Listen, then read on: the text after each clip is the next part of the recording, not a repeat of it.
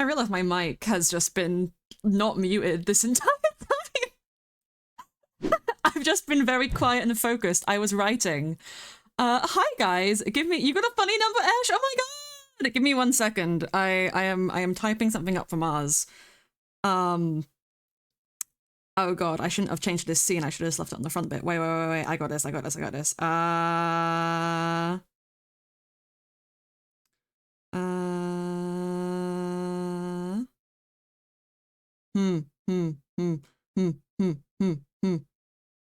Oh shit. This is a terrible way to start a stream. This is why I wasn't writing before this. Hi, okay, I'm gonna pay attention for a minute. Because of course I'm gonna pay attention. It's stream time. I'm gonna have some tea. Hi guys, I'm rather frazzled today. I was gonna stream on Tuesday, and then I didn't, and then I was gonna stream yesterday, and then I didn't. So now I'm streaming today. I'm here. Hello.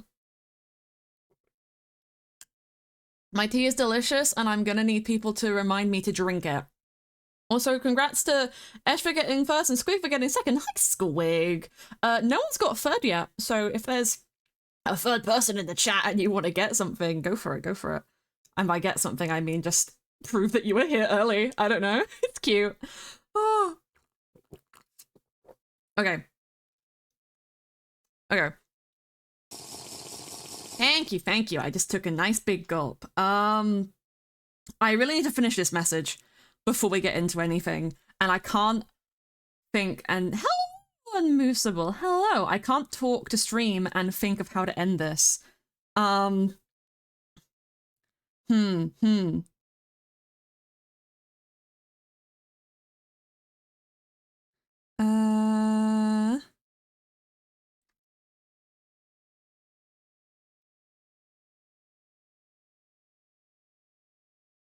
Here we go.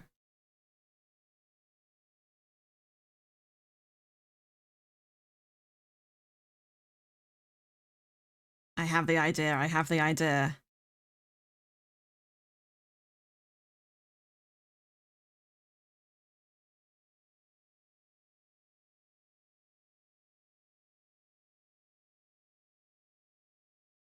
Perfect.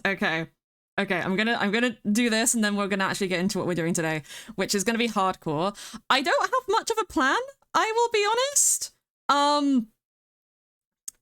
I think I'm gonna show you guys what I did off stream. Because hey, Burger, thank you so much for the Prime sub, Burger. Thank you.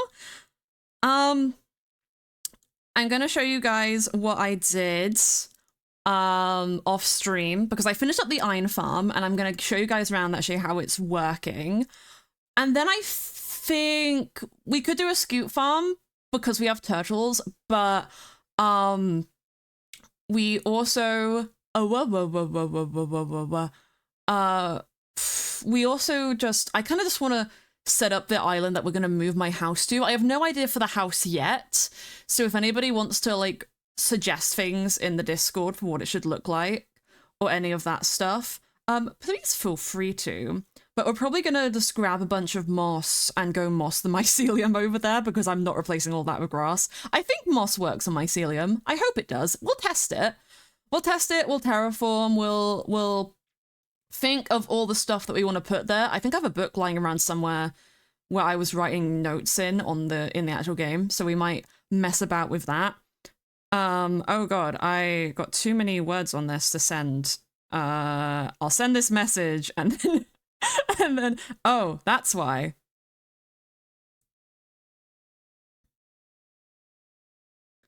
That's why, because it is copied everything and not what I actually wanted it to copy. Okay, we're gonna fix this. We are gonna fix this. I'm sorry, this is a terrible way to start stream. How is everyone doing today? Let's get that out of the way before we do anything else. Today's the last day that I'm home alone, so I'm taking the opportunity to stream, and I just thought it would be cute. I just thought it would be cute if I could actually get fucking moving. Okay, Perfect. Perfect. That'll be fine.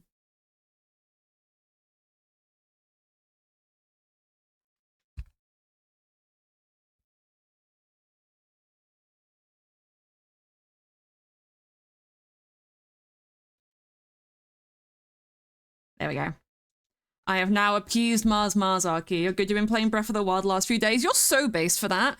I watched a whole playthrough of Tears of the Kingdom. I'd seen Breath of the Wild before. I think I watched RT Gameplay all of it. I was watching Over Sarcastic Productions. They did a stream series of them playing Tears of the Kingdom, which I really enjoyed. And I also ended up watching their playthrough of Link's Awakening, which wasn't something that I had much of interest in. I'm actually going to rant about that in a second. Actually, my music is slightly too loud for stream. There we go.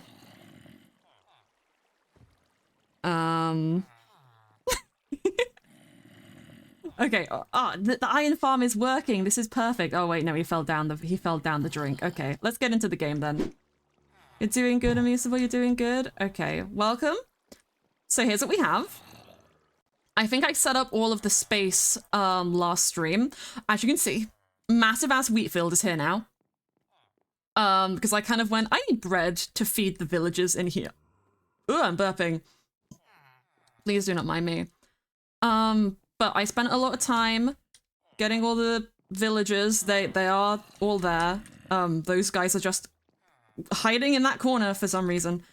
And then we've got zombies in their chest boats so that we don't accidentally kill the villagers this time. And then we got this guy, who I didn't actually realize he could pick up blocks when I first found him, which, like, not every zombie can pick up blocks. I think they can all wear armor, I don't actually know, but not all of them can pick up items, so if they can, then they won't despawn if they're holding something.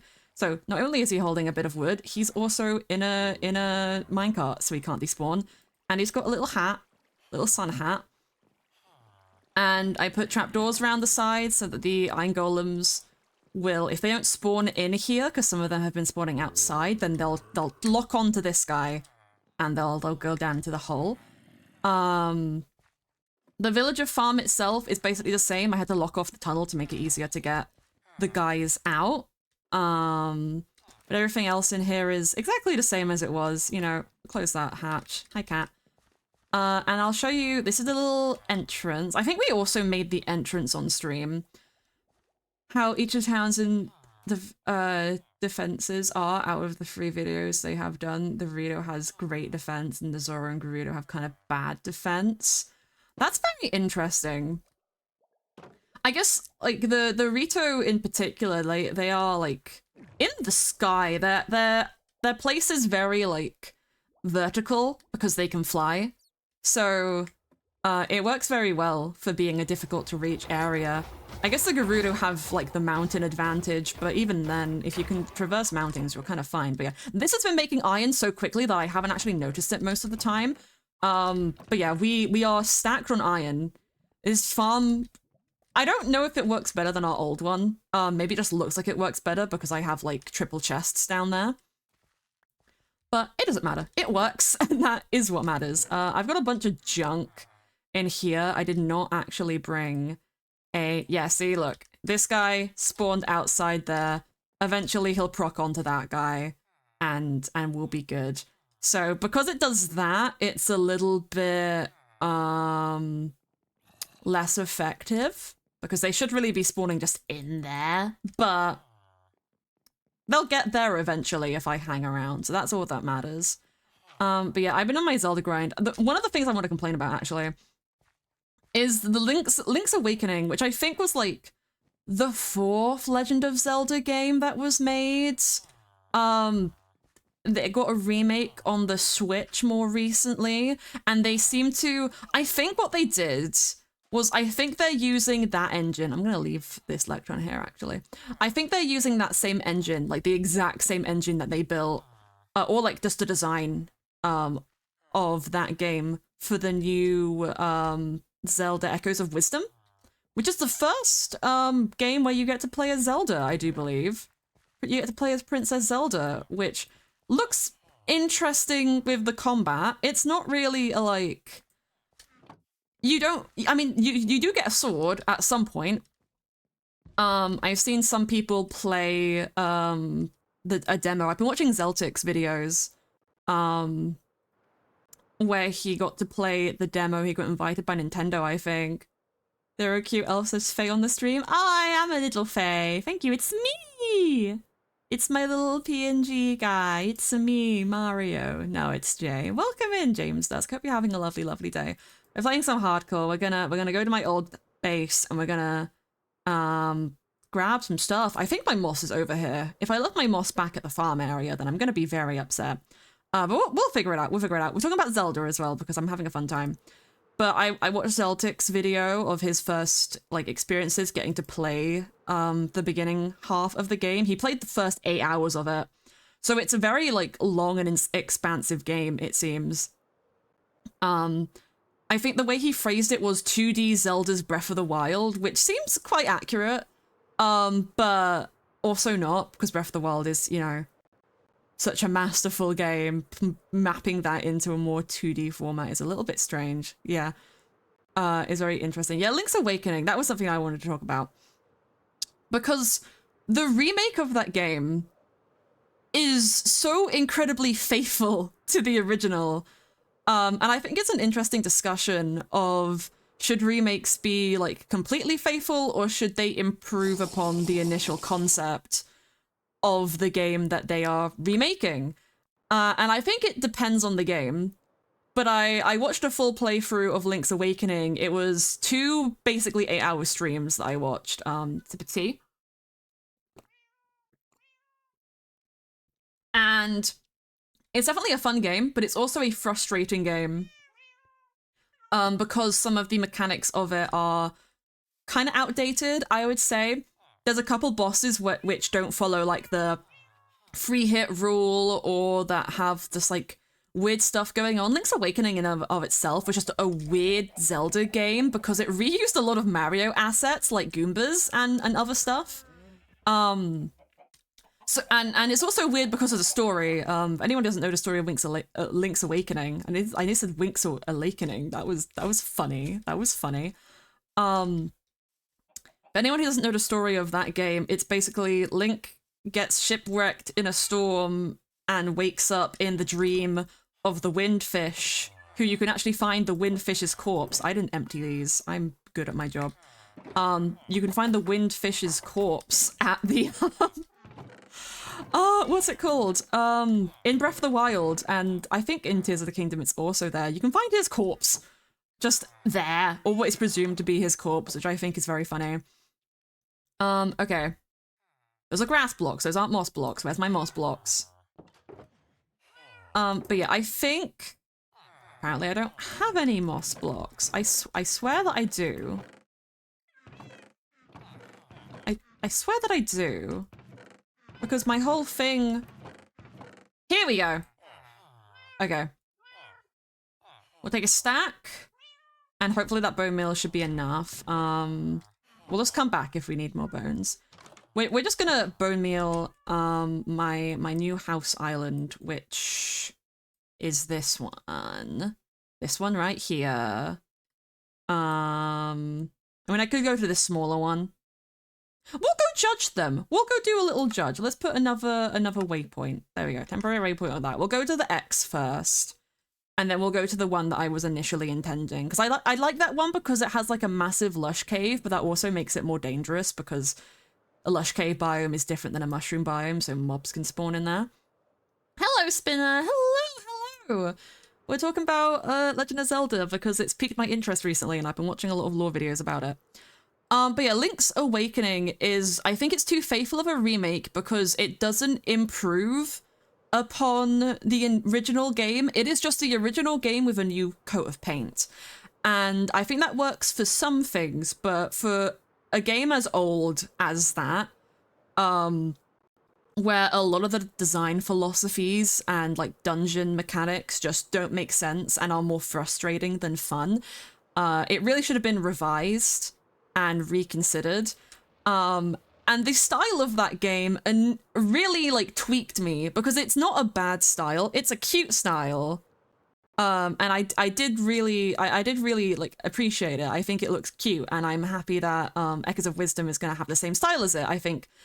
Um I think that's good, and it kind of doesn't justify Link's Awakening to me, but it justifies it in the sense that the Link's Awakening remake is more of a like tech demo for what they wanted to do for Echoes of Wisdom, because again it's using the same style and I presume the same like Link model and such. Zelda doesn't appear in that game, but you know, I mean, in Link's Awakening, she does appear in Echoes of Wisdom. Obviously, she's the main character. This place is cute. Oh, I did it this button. Let's cheat. There's no lush cave underneath it, which means it is safer. Let's do a fly around and I might do a poll so you guys can help me pick. Oh, I didn't bring a bed with me. Ooh, okay. That's not great. Okay, this is Island 1. Kind of smaller, closer to the farms.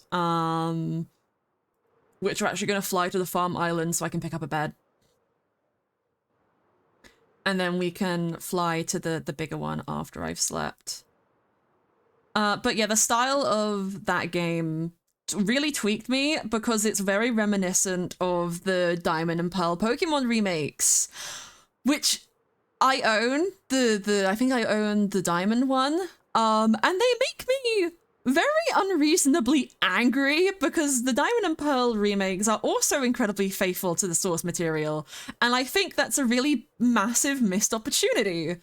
When, if you were to compare every other Pokemon remake in existence, they have improved upon the source material in one way or another. Like, or at least that's the impression that I got. I think the only one of them that I've actually full-on played was Omega Ruby and Alpha Sapphire, which was released during Gen 6 and came with Mega Revolution and a really good, like, additional story.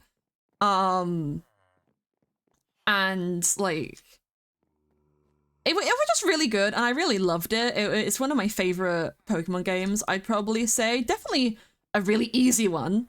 Like, almost painfully easy, but a really good one, nonetheless. And then you get the Diamond and Pearl remakes, which were probably the most anticipated Pokemon remakes ever. And people went from being so excited, asking every single year for them to get a remake of Diamond and Pearl, to the Gen 5 lovers being like, yeah, no, we're fine waiting. We're fine waiting for our remake, guys. You don't gotta give us anything. We're fine.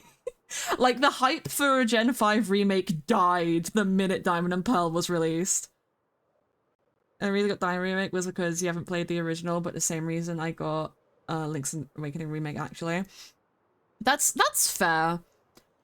I think the Diamond and Pearl remake is worse, in my opinion, mainly because the studio who made it released the game. One, if you buy the physical cartridge, about 80% of that game you have to download online, so the cartridge just becomes pointless. Like, companies are saving money on having to get, like, space on the cartridges that they sell by just making, like, consumers have to install more stuff onto their SD cards, and the Switch SD card default one is so tiny. I had to buy a second one that is a lot bigger to give myself, you know, actual space for the games I was playing, especially when I stopped buying physical copies and started buying digital ones, just for the convenience of not having to go to a store, really, because the game in my town shut down. There still is one. It's just in a Sports Direct, which is like a pretty common thing they're doing around all of England nowadays. Is just moving game stores into Sports Direct. But that just means it's even more difficult for me to get to, and it's kind of annoying.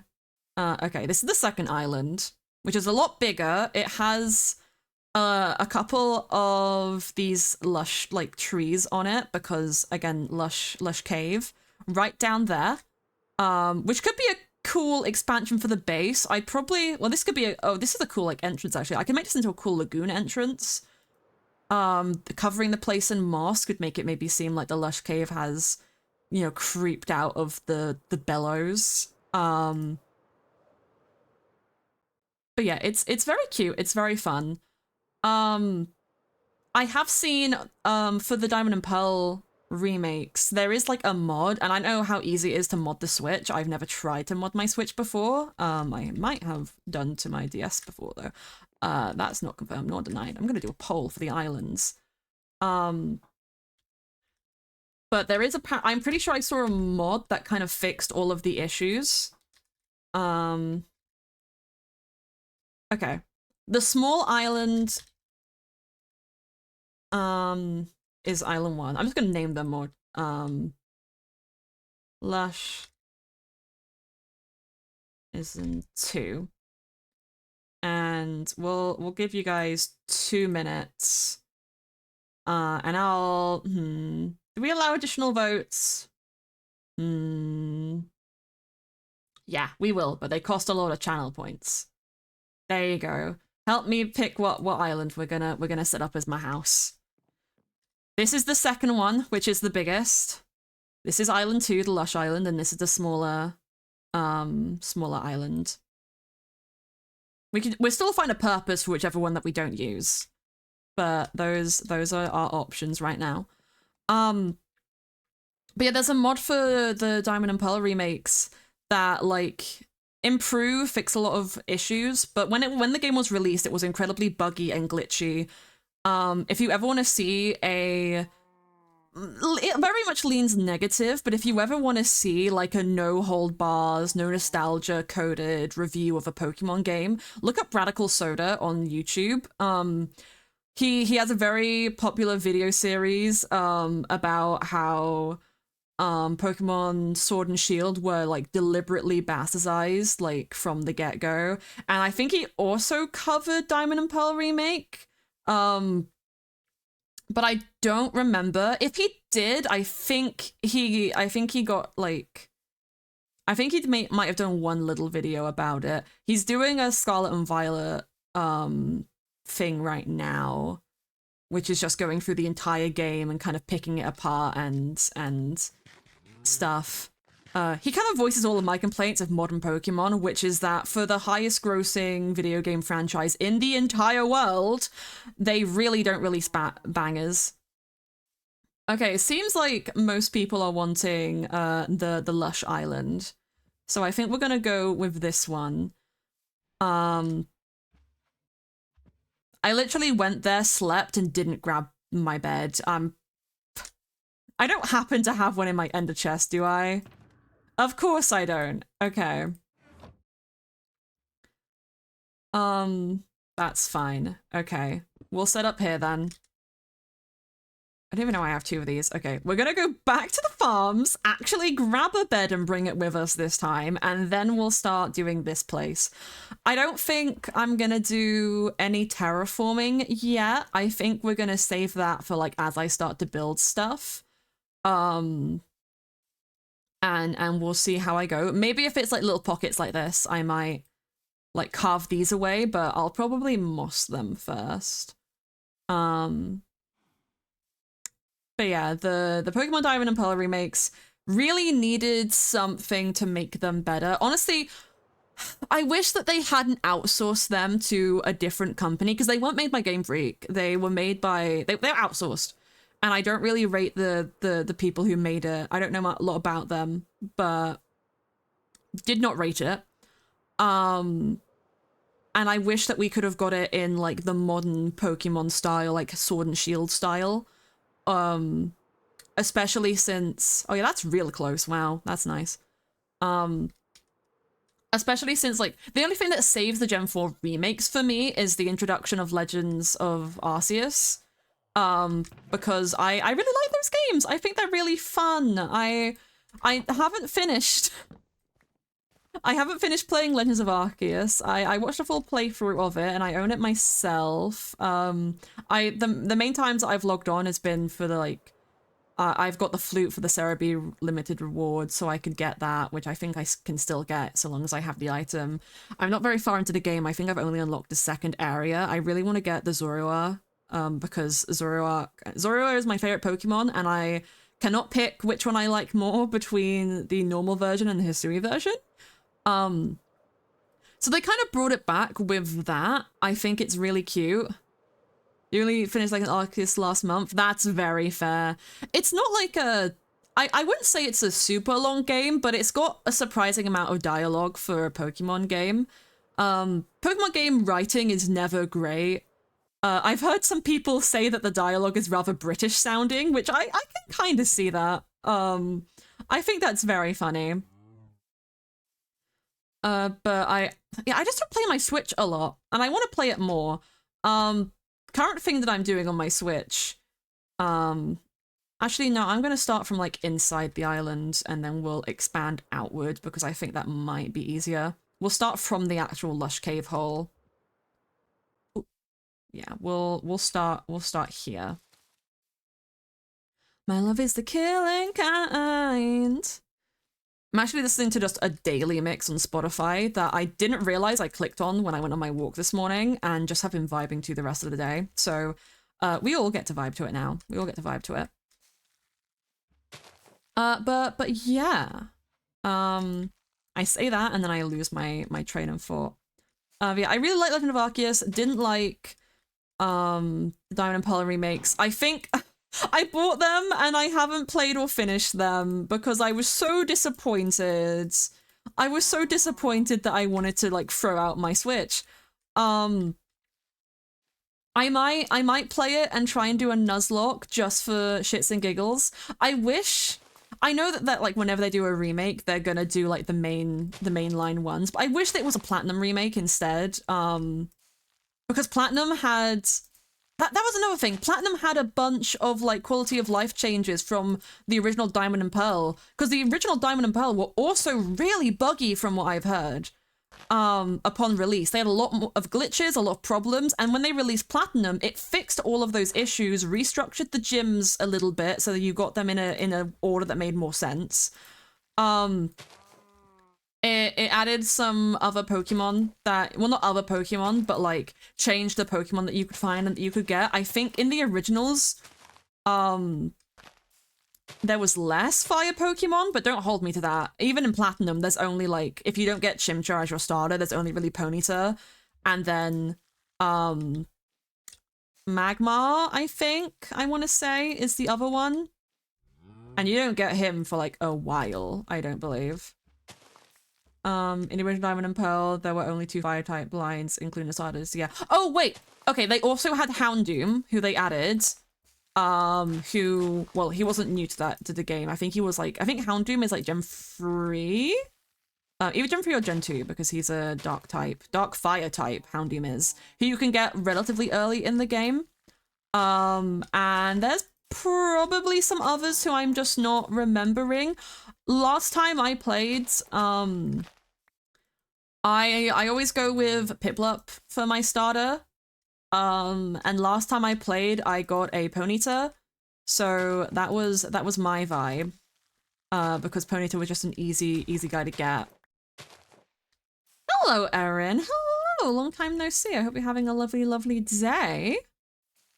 We're talking about video games, and we're playing a video game. We're mossing my soon-to-be home island because, you know, I like Mycelium, actually. I think Mycelium is a very interesting block. It's just a bit too dull. Like, either make it more purple or less purple. But, like, not grey. The grey isn't a good look. But, you know, I like Mycelium. I just don't think it's the vibe for what I want to go with. I kind of want to go, like, very cottagecore, very cutesy, very demure. I don't know why every time I say that, I just start fucking giggling. I just go mad with it. I just think it's a very funny string of words, and I could not explain to you why. Speaking of funny strings of words, I spent most of today just watching Shenpai videos. I don't know if anyone here watches Shenpai. They're very funny videos. A lot of Elden Ring stuff, actually. I got distracted last night writing, because, you know, I like to write silly little short stories in my time, in my spare time. And I just put on Elden Ring videos that RT Game and Shenpai did to vibe to whilst I was sat in my living room, just writing on my notes app on my phone and being like, oh, I guess Elden Ring is playing now. I don't have any interest in playing Elden Ring.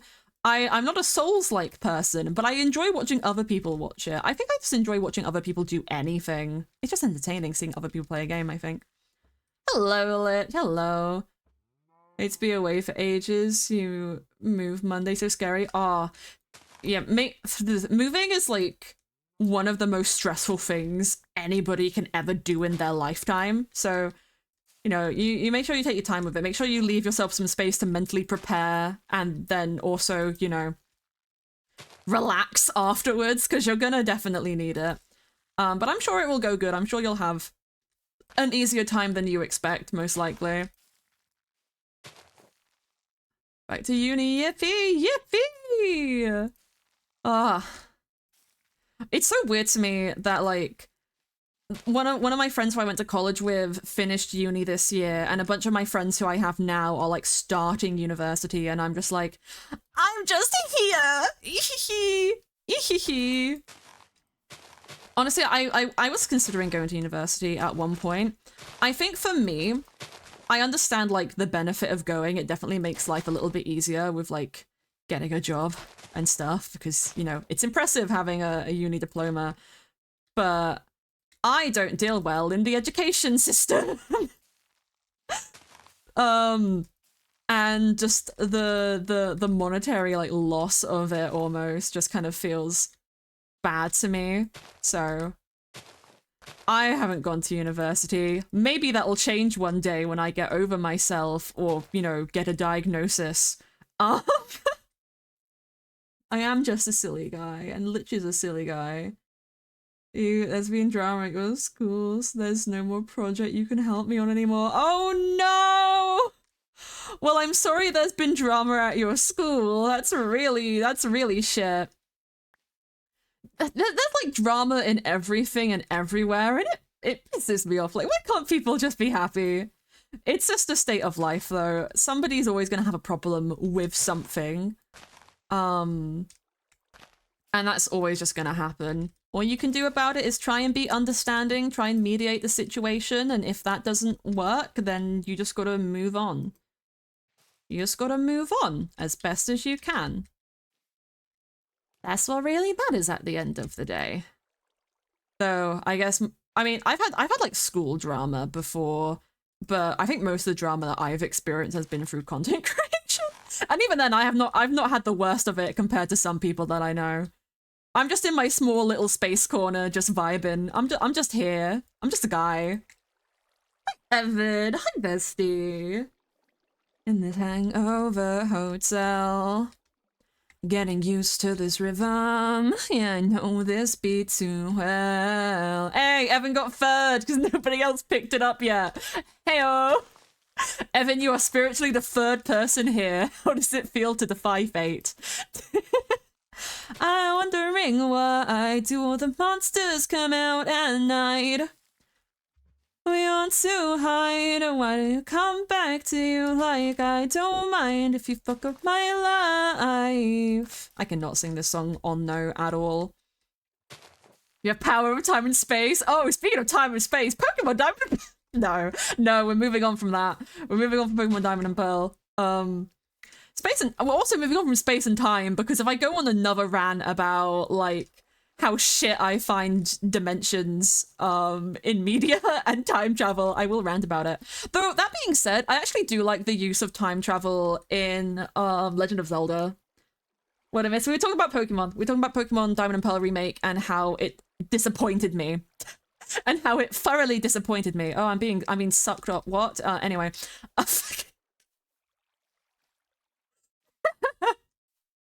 My mood today is just, I'm here to yap, and you guys gotta put up with this yap. This yap could take us anywhere. I'm very heavily influenced by what I watch in a given day, and that kind of sets my mood. So because I've been watching Senpai, who is just notorious for making a Twinko C and sharing it with the internet, you could just imagine what the today's business is gonna be like. Hey, thank you so much, Speedy, for the biddies! 30 kilometers from 12 p.m. to 9 p.m. Wow, that's a long, that's a long. Also, thank you so much for the raid. Cat's Existence, thank you so much, thank you so much. I hope you're having a lovely day. I fucking missed that. My alert for raid didn't go through, apparently. The bits did. The other thing didn't. Hi, Cat. I hope you're having a lovely day. I'm doing good. We're playing Minecraft Hardcore. Right now we are mossing the mushroom island that I'm going to be moving my base to.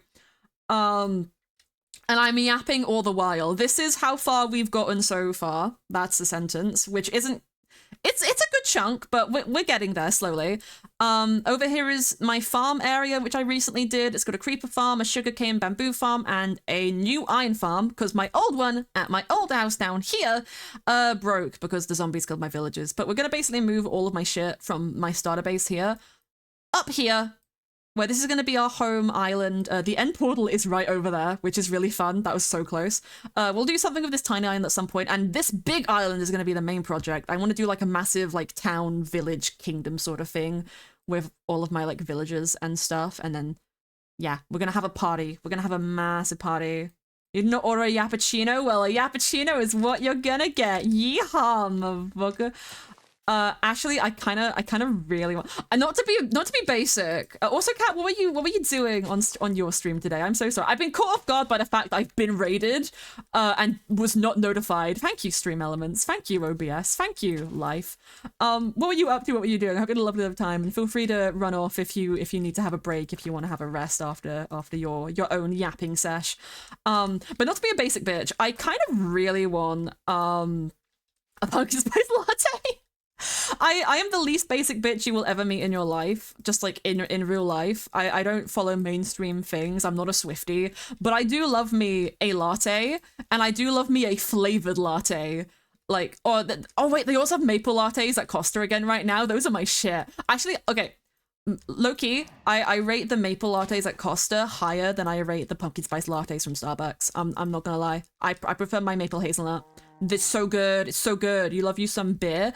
I'm not a big beer fan. My dad's got some German beer, but I haven't tried it. I'm a cider drinker if I have any alcohols, but it's a rare occurrence for me because I'm a pussy.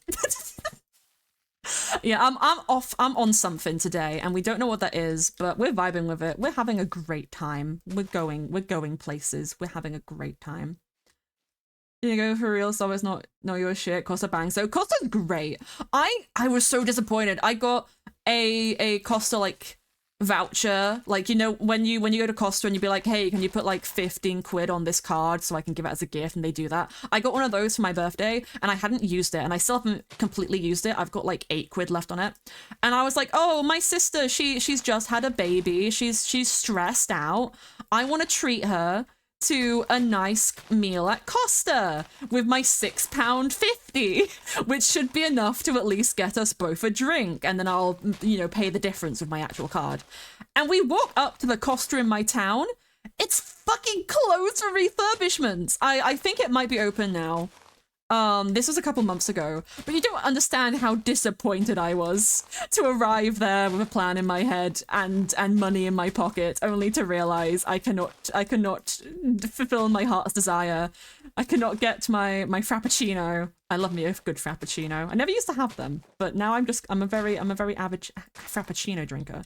Just can't make them at home. I found like a hack way to make lattes at home without any of the like needed equipment. You're a tree.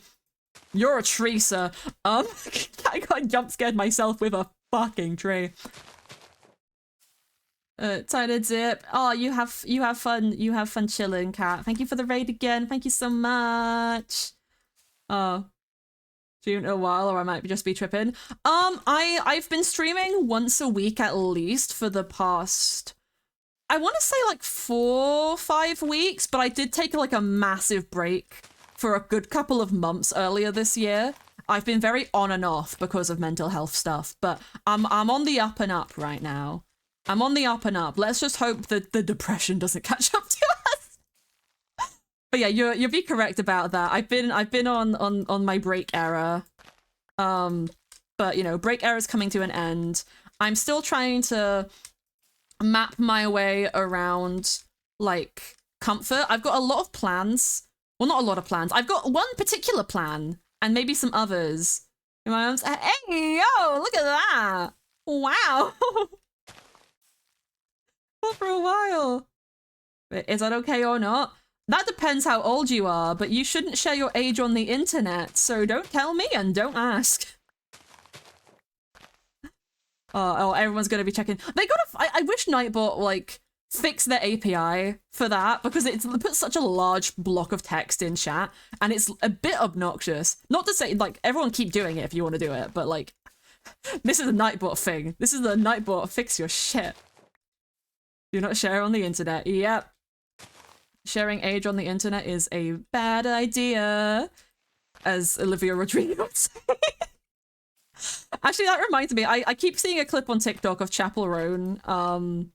This makes me sound really basic. I don't listen to that music quite a lot, to be honest. Well, I don't listen to it a lot, is what I... but yeah. I saw a video, I keep seeing a video on TikTok of Chapel Roan cussing out paparazzi, and I'm like, yeah, bitch, cuss them out. Paparazzi are shit. They're so obnoxious and intrusive. Like, I get you want your story, bestie, but also these are human beings. Get drunk easily. Yeah, drinking, no, let's just not talk about alcohol because that's nothing to do with anything going on today. It's kind of random for you to bring it up. Not that I have anything against alcohol, but, you know, not an avid drinker myself, so I don't have much opinions on it. I just like my ciders. I like my fruity drinks. I like my fruity fancy drinks. Wish I was know what to talk about? Well, you can listen to the conversation that I'm having and add your input if you really wish to speak. That could be fun. Questions. Be a reason. Keep your guy in hiding. Speaking of music, since I started singing, I listened to the new Linkin Park song. Not all of it, but some of it. And I really like, what is it? Lucy Armstrong, I believe is the new lead singer's name. I actually really like it. I want to hear, I would really love it if they released like, a new album of like all their past songs but with her singing them. Because I think that would just be cool to like, you know, welcome in the new Linkin Park by it like paying a bit of remembrance to the old. I think that'd be really fun. I was never a massive Linkin Park fan. My dad, I think he likes a couple of their songs. I know one of my mods, the lovely Kiara, is a big Linkin Park fan, so I know most of the lyrics to Numb.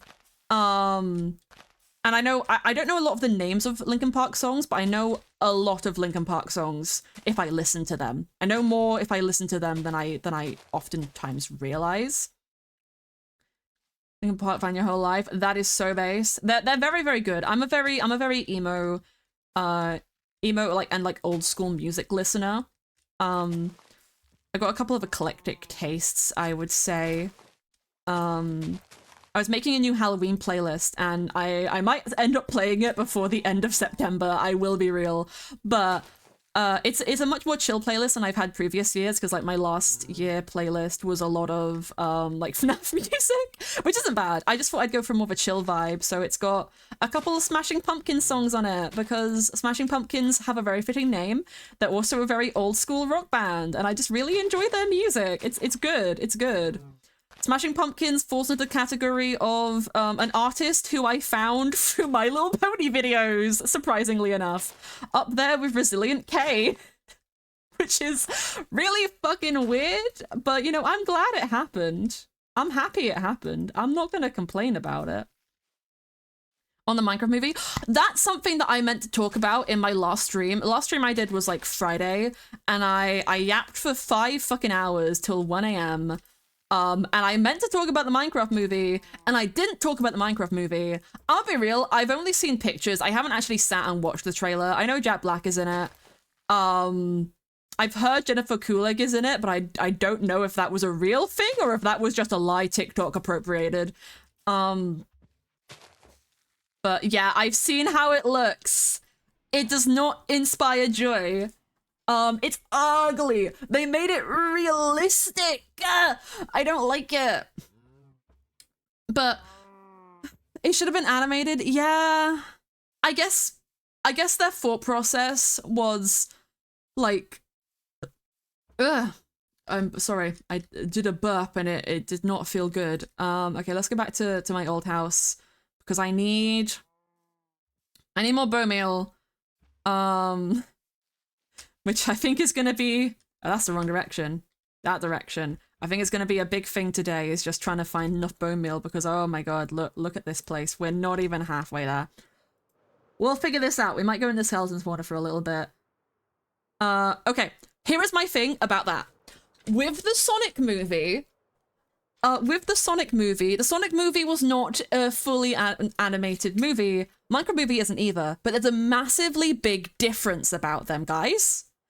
And that massively big difference, how am I going the wrong way? That massively big difference is the Minecraft movie have animated an entire world and environment practically from the pieces of the trailer that I have seen. There is multiple like models and creatures and like trees and environment pieces, and they could definitely change like the sheep, for example, to make it look more appealing while still fitting in that style. But that's going to be a lot more expensive work than it was to just change how Sonic looked in that first movie. Some people think that Sonic looking ugly at first was a PR stunt, but looking at the money they lost having to remodel him entirely kind of shows that wasn't true. I think it cost them like an extra like $2 billion to remodel and animate Sonic for the entire movie after that first trailer. I highly doubt they are going to have enough money to do that for the Minecraft movie. I mean, given Minecraft is also one of the highest grossing media franchises in the world, so they have a lot of money stored away that they could use for that. How am I like missing the direction here? But I personally don't have a lot of hope that they're going to do better. I really don't think they're going to do better, honestly. But I will not blame anyone for hoping. I will not blame anybody for hoping that they can pull it back. We'll just have to see, honestly. We'll just have to see. I do like that it seems that they're doing an isekai for it. What I'm hoping is that it's not like, oh, this just random portal appeared, guess we're in Block World. I hope it's a like, oh, there's kids in that movie, right? And the kids play Minecraft on their computers and the adults like make some snide comment about it and then somehow they make it into the world. Like kind of Jumanji, but instead of getting trapped in the video game, they just find like they make a portal to the video game or find a portal to the video game. It's based off Minecraft story mode. That just made all of my expectations worse. Wait, is that why they took Minecraft story mode off Netflix? I don't know if it's based off Minecraft story mode. It didn't seem, again, I haven't watched the trailer. I wouldn't expect that because like the characters don't seem to line up, but I could imagine them like taking the story premise of Minecraft story mode in one effect. But if they, honestly, rework Minecraft story mode, just have them as characters in the Minecraft world could have been better. Characters from story mode are in the trailer hiding in the background. Oh, well that could just be a reference. That could just be a reference to the quote-unquote last Minecraft movie, technically, since it was registered on Netflix as a movie. But again, we'll just have to see how it ends up panning out. I have hope for Jack Black being in it because I am a Jack Black enjoyer. He pulled out all of the stops for his role as Bowser in the Mario movie. So at the very least, we know that he's going to play his character to the best of his abilities. Like, he just has fun. Where, like, in all the stuff that... Why am I going to the Nether? Why do I always come down here and then instantly try to go, like, kill myself in the Nether? That's a bad idea. Jason Momoa. I don't know a lot about Jason Momoa. I just know that he's a guy. He's a name I can never put a face to. I can put a name and a face to Jack Black. He's the funny panda man in School of Rock, but I can never put a face to Jason Momoa. He's Aquaman? Okay. Now I can put a face to Jason Momoa. I've not seen the Aquaman movie. I've heard it's good, not seen it. I've heard it's one of the better DC movies. But that's about all I know about it, quite frankly. Oh yeah, we have so many bones. Do I have a crafting table? I do not have a crafting table down here. An oversight on my part. Okay, let's go back upstairs, grab a crafting table. Oh wait. Can I just get a crafting table here? Also, I haven't had this one before. This is good. What are you? Hi, arrows in action. Hey, yo, I like you. Maze remember is hot. You know what? Based. Based. I'm about to go like, I'm not a man enjoyer, but I will agree. I don't have a clear enough image of him in my head to really be able to, like, agree with that statement, but, you know, I will trust your judgment, Lich. I will trust your judgment, Lich. I mean, hey, if he's hot enough to be a superhero, he's probably pretty hot. Probably pretty hot if he's a superhero. Okay. There we go. And now we have enough wood.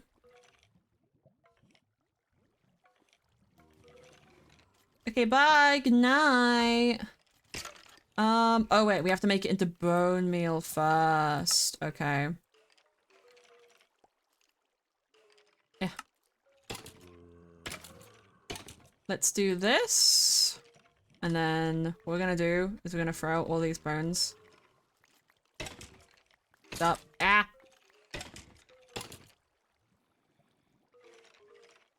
There we go. Grab a couple of them. Make some bone meal. Make some bone blocks. Bone meal. Bone blocks. Okay, now we can do this a little bit easier. You need something to me. Wait, did you spend so time? Your game keeps jump scaring me because you think they're in your game. Oh, I was having that earlier. I logged on before stream to get some pictures, or to get a picture for Twitter to be like, I'm live, guys!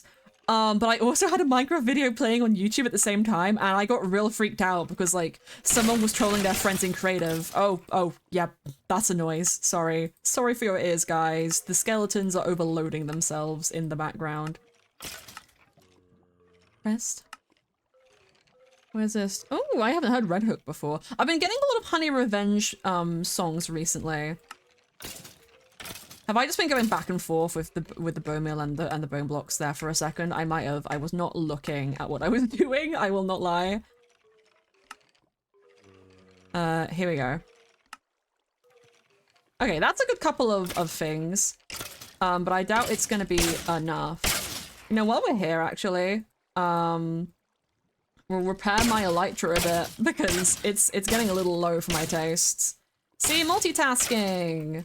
Multitasking as we bone meal the world. This is gonna be a nightmare when I go to do the big island. I'm probably gonna have to do that, like, off stream. But that will work fine. It'll work fine. Okay, we'll get all of those. Put the armor back on. No, give me the bones. This is another good song. Wow, this daily mix is popping off. Need to look at more Honey Revenge songs. They seem like my kind of band. I can play some. I'm pretty sure I've got some on this playlist. We'll see. Well, we'll wait for Bad Decisions to end because I'm actually vibing with this. But I've got Habitual on this playlist. I think there's a couple others as well, but they might have been on the Super Shuffle, which I don't think is actually on right now. I'll get these into these and these into these. How many bone blocks is enough bone blocks, do you guys think? Like, we've got, oh, I can't even count how many stacks. 1, 4, 5. Oh, we have over 5 stacks right now, and it took us like an entire stack to do not even a quarter of the island. So maybe we just like fill what's left of my inventory. We'll fill what's left of my inventory with stacks, and then we'll head out. I have enough bone blocks for real, for real. My brain wanted to make a boner joke there, but I repressed the urge. You're welcome. I don't even know what I would have said, but the thought occurred to me, and I was like, actually no.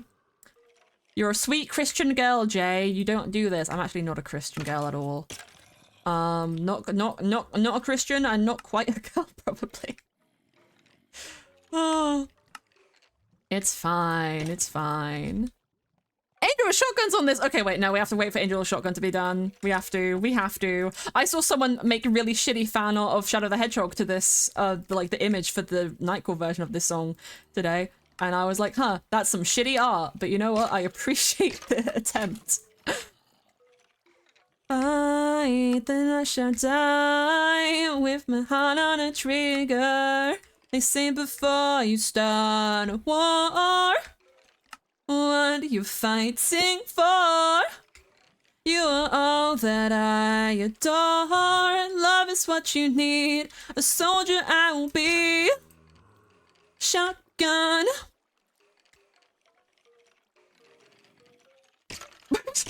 Lich, I don't know if you should say that. Lich, is that /0/serious? Lich, is that cutesy and mindful, or is that threatening? Oh my god. Lich, I think that might be a crime. Crimes against burgers, oh no. Oh no, guys. Time to sing along. Stay a dreamer. Before you start a war, what you're fighting for? You want to play crime games with them? Ah, Lich is doing that one TikTok audio where it's like, you gotta come us. What? Are you kidnapping me? No. Can I leave? No. Lich is that audio right now, for real, for real. I'll throw away my faith, babe, just to keep you safe. Everything I have and I wanna live, not just survive. Oh, oh, oh, oh, oh, oh, oh, oh, yeah, oh, yeah. Okay, this... We can get one more stack. I can squeeze one more stack up my ass. Jay, don't joke about sticking bones up your ass. People are gonna think that's inappropriate.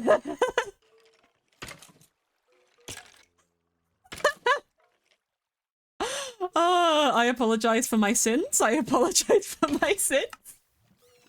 We are on something today, gamers, and I cannot tell you what that is. I've had like, I went out and bought Pepsi today because I was sad and I wanted Pepsi in my house. I wasn't actually sad. I just kind of went, I'm going to go buy Pepsi because I also needed more Nutella, and I also got biscuits, but I haven't actually eaten any of them. They've just been in my room. I got Oreos and I got some ginger nut. No, okay, no. We need to get the bones out of here. Certainly is a mood today. Yeah, it's some kind of it's something. Something's going on. Yeah, remember to get your daily draws, guys, if you haven't already. You can be cool and get a deck of playing cards. I wonder if anybody's like, I mean, if anybody who has, actually, it's not guaranteed because it's randomized. But I'd assume anybody who's been here for over 52 streams probably has gotten all the cards. But again, the cards are randomized each time you do a draw. There's just 52 cards in a playing deck. Or like a full deck of playing cards. So has anyone actually keep track of their cards to know if they've got a deck or not? I'd be surprised if anybody had, but I'd also be slightly tickled. Okay. Let's see if the rest of these can get me to where I want to be. Okay, almost there. I haven't been doing it every stream, sadly. That's fair. It would be a lot of effort. I mean, I guess it would just be making a note on your notes app or taking a screenshot on your PC. But what card you got this stream? I don't know what the funny number today. We could scroll up, but who has time for that? Who truly has time for that? who you think that you are. If I could write you a song to make you fall in love, I would already have you up under my arm. I used up all of my tricks. I hope that you like this, but you probably won't. You think you're cooler than me. You got designer shades just to hide your face and around like you're cooler than me. And you never say hey or remember my name, 'cause you think you're cooler than me. Bitchin', you're walking, you don't even look when you pass by. You don't know the way that you look when your steps make that much noise. Shh. Got you all figured out. You need everyone's eyes just to feel seen. Behind your makeup, nobody knows who you even are, who you think that you are. Write you a song and make... Ooh, it changed. It changed. You got no doubt. You'll see, got your head in the clouds. Make you fall in love, I would already have you up under my arm. All of my tricks, I hope that you like this, but you probably won't. You think you're cooler than me. You got designer shades just to hide your face, and you wear them around like you're cooler than me. And never say hey or remember my name. It's probably because you think you're cooler than me. I'm straight up vibing right now. I love this cover by First to 11. They're so good. They're so good. First to 11 and Holocene are both like really good cover bands. They do like rock covers of a bunch of different artists. And I vibe with it so much. Da da da da da da da da da da da da da da da. Oh. Okay, now I'm gonna put on Honey Revenge because I will not forget this time. There we go. This is Habitual. I swear there was more Honey Revenge songs on this playlist, but I guess they might have just come on in the Smart Shuffle. I'm so angry at Spotify because if you're not listening to a completely like new playlist, it will just like shuffle your most recently listened to songs on whatever playlist you're listening to. So my stream playlist is like 3 hours long and it doesn't mean shit. Why am I going the wrong way? It doesn't mean shit because it will just not play all of the songs on it. It's like, that's my point, as I don't want to listen to the same songs all the time. I want to listen to any song between these 300. But no, Spotify hates me. There we go. Gonna use so many rockets today, but hopefully this should be enough to get us through the rest of the island. But we're gonna do this, and then we're gonna think about what kind of house we want. Because I think the things we're going to have on this island, I'm going to have my main house. I'm probably going to also have my cow farm. And I want a sheep farm, like a automatic one, instead of the like little tiny one. Well, it's not quite tiny. It's rather big, all things considered. But I want a automatic sheep farm like I did on challenges. So I might track down that video again so we can recreate that. But I might put that on this island. Make a barn for my cows instead of just leaving them outside, and then also have some like big sprawling wheat fields and a little sheep farm hidden inside the barn so that it's all automated and nice and will run while I'm running around my island. And then I also want to have a big storage thing.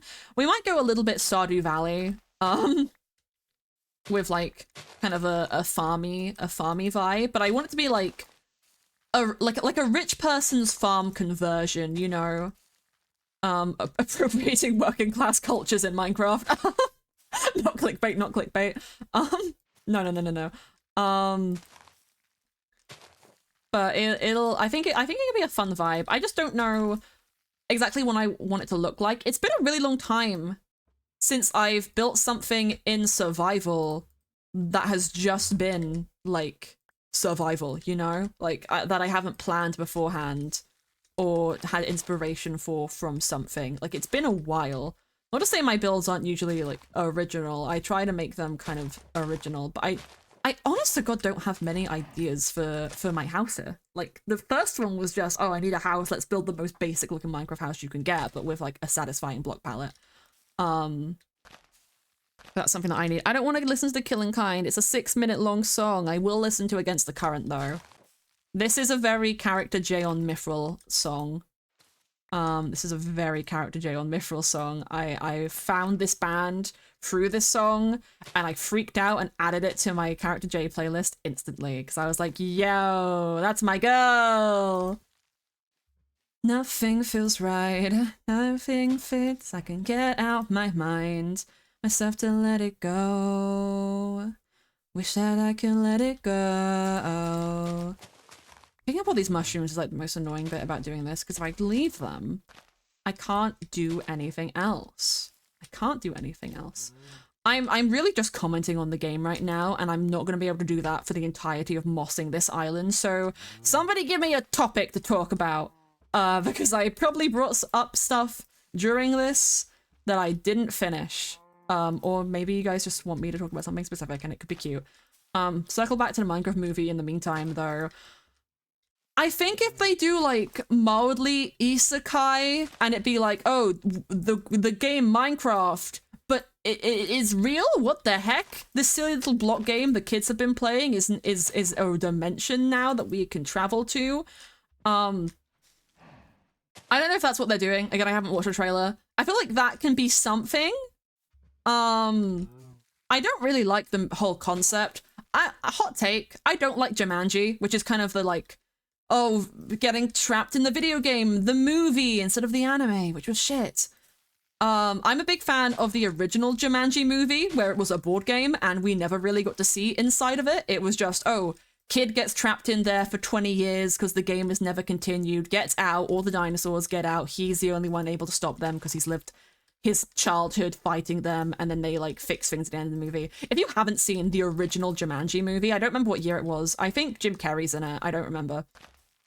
Precisely or not, but it's a great movie, and I rate it much higher than modern Jumanji.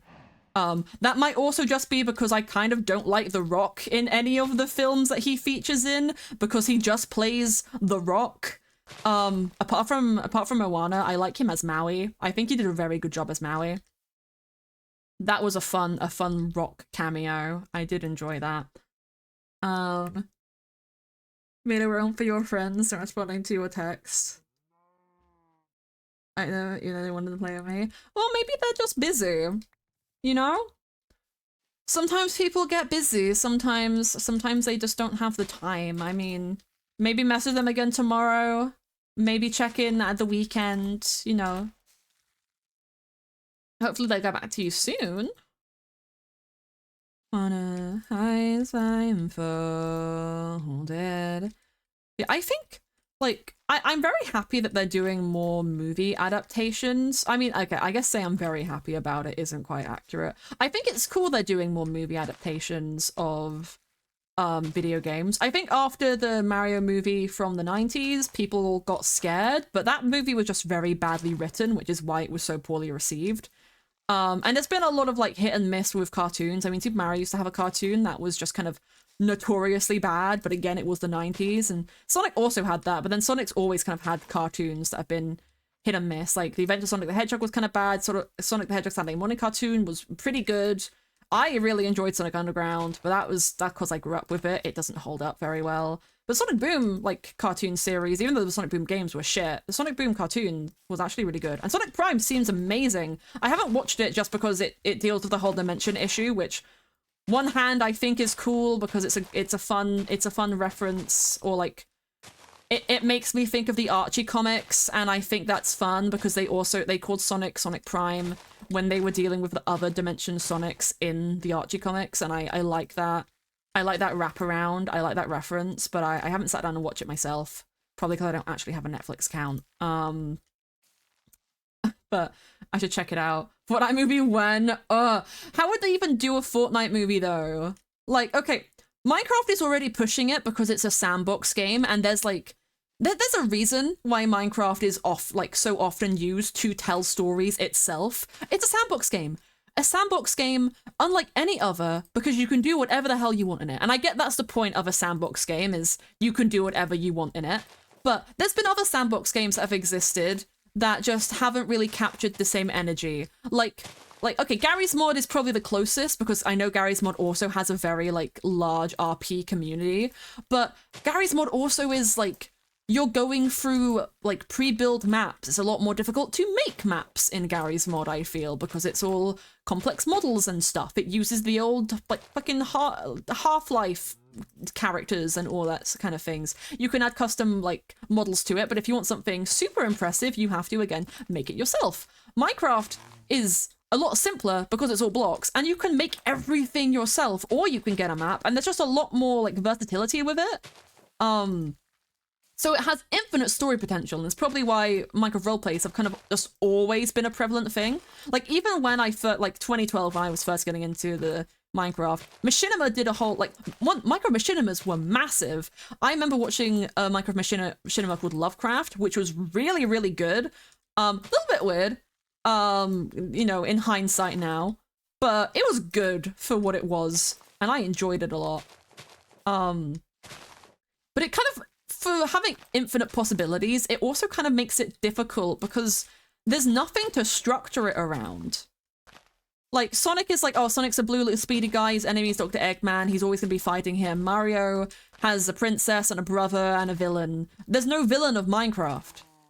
How do you write a 3-act plot structure when you don't have a basic villain?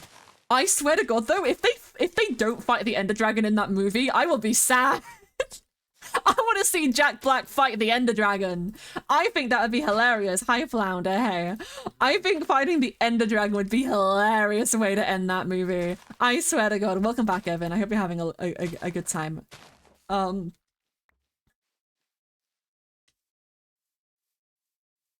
Yeah, that's fair. My Discord's been pretty inactive for the past while. We do movie nights sometimes. I actually forgot to do the movie night last Sunday.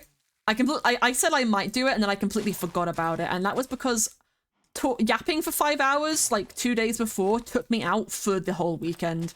Like, I barely did anything. I was so tired, and I completely forgot about the movie night. Might do it this weekend. I might also be stream this weekend, so we'll see. There's like a half chance that I could do a movie night after I do a stream, but that might be late for some people. So we'll just see what happens this weekend with that. But yeah, I'd love to get the Discord to be a little bit more active. We used to have like more incentive to chat because I had like rewards and stuff, but I was just kind of like, I didn't really like the rewards I had anymore, and I didn't want to keep up with the upkeep, even though my lovely mods were mainly handling that stuff at the time. I just thought stripping back would be a nicer idea. Kind of focus in on what the place was for, which was just, you know, people in my community getting to hang out and do stuff, but that really hasn't been a lot of stuff to do, so who knows. Maybe I'll do another Discord reset in the future and like make something better of it, but I just never know what to do with it, you know? I just never know what to do with my Discord, because I'll come chat in there when I see people talking in the main chat, but I'm a very lurker bean, you know? I'm a lurker bean when I watch other people's Twitch stuff. I'm a lurker bean on Discord unless it's like a very small server. So kind of doesn't vibe, but that's why I want to do the movie nights more consistently, because then, you know, gives people stuff to do. I would do game nights too, but you know, I feel like those can be a little bit more difficult to set up. But you know, we'll see. We'll have a vibe with it. We'll do something. Take inspiration from Fallen Kingdom with piglings as the main enemies in both Minecraft Legends and seemingly the movie. I think that makes sense. I mean, pillagers could also, but piglings, I guess, are like less human, so therefore an easier target for people to be like, ah, that is a villain. instead of pointing them at something vaguely human and being like, no, that's the real villain, which, you know, might not work out as well from a marketing standpoint. Kind of confuses things. Yeah. I need to spend this bone meal so I can pick up the rest of it. How much is even here? Ah, just 3 more. Okay, that's fine. There you go. Yeah, making piglins the villain makes sense, I think. Actually, that also harkens back to the Lovecraft video. Piglins weren't the villains, but like the villain lived in the Nether, so that was a fun thing. I'm sure they'll do something with it. It's a Jack Black movie, so at the very least, he'll make it entertaining. It might be a movie that's so bad it's good. It's definitely a movie that's ugly. But, you know, it's a video game adaptation of Minecraft. It's going to be a little rough on the edges. Baking recipe channel so people can share their baking recipes. We have a form, which basically, we have forms, which I think, I don't remember if I made it so anybody can make a form. It might just be me and the mods, but I might change those permissions so anybody can make them. But the forms kind of just serve as any conversation topic that someone specifically wants to do, they can make it themselves. And then I don't have to have like a gazillion channels for people to just like never use. Anyone, like people can just make ones they want to and talk about them. I think the problem with it is like it's a great idea from like a convenience standpoint, but people tend to forget forms exist on Discord because they're still a pretty new feature. So yeah, that's just a thing about it. But who knows? Maybe I'll try and I don't know, promote their forms a little bit more, but that's a little bit difficult to do when there's just so many, you know. They just got to be a little bit more active, but some of them are just kind of there because they're like video games that are my interests, but I haven't talked in them a lot. I could talk more in the Lego Monkey Kid one. I've got too many opinions on Lego Monkey Kid, guys. I'm going through in my head and just like slotting together all of the like mythological representation and how they are like used what is present in the novel to expand ideas into the little animated show, and I was like, oh, that's so fun. If we do a movie night this week, we are just gonna be watching season 1 of Lego Monkey Kid. I will say it to you guys now. We're gonna watch all of it in the Discord, and I'm gonna try and not cry at season 5. Thankfully I managed to find a place to watch the season 2 special because that is the only video. It's weird because the site that Lego Monkey Kid is not available on any legit streaming services. It just got taken off of Amazon, and only the first 2 seasons on Amazon anyway. So the only way you can actually watch the show is to like find it on unlicensed places, unfortunately. Unless you're in like Korea, or have like a really niche site, which is just like bad on Lego's part. But I'm hoping it being taken off Amazon is like a sign they're going to put it on Netflix or something, because I think that would help get the show some actually decent marketing, because people are sleeping on this show. People are sleeping on this show so much.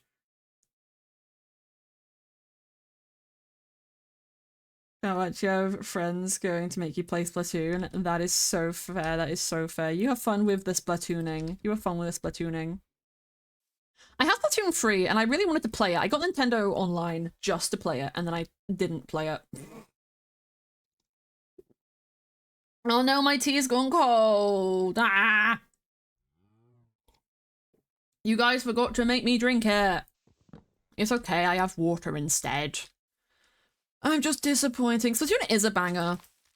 I played it the first week Splatoon 3 came out, and I really enjoyed myself. I think my Joy-Cons, I've got like some bad Joy-Con drift on my stuff, but I also have a second controller, so I could use that. I'm just very bad at playing my Switch games. Like right now my console is downstairs, hooked up to my TV, and I could have played it this week. I played some Fire Emblem on it, because me and my sister, well, I played it by myself, and then I got my sister into it, and we played through all of the Blue Lions part of the game, because I hadn't played that before. I did Crimson Flower as my first route in the Fire Emblem Three Houses. And now we're doing Golden Deer, and I realized instantly, as soon as we got to the time skip, that, yep, this is just going to be the exact same as the church route, so there's not really a point in me doing that route in the future. So I'm probably just going to play Golden Deer and then play Crimson Flower with my sister. But we've been trying to like finish this playthrough for like 2 years, and we've only just got to the time skip, and we're on like probably the longest part of the game is Golden Deer. So that's going to be a trial. But like other than Fire Emblem, I haven't really been playing my Switch a lot in recent times. I'm much more of a PC gamer, and I think that's just because it's in my room. I played my Switch a lot when I had it hooked up to my PC, so I probably just need to do that again, in all honesty. Not the tea, I know my tea. I highly recommend it. What route did you start with, Ash?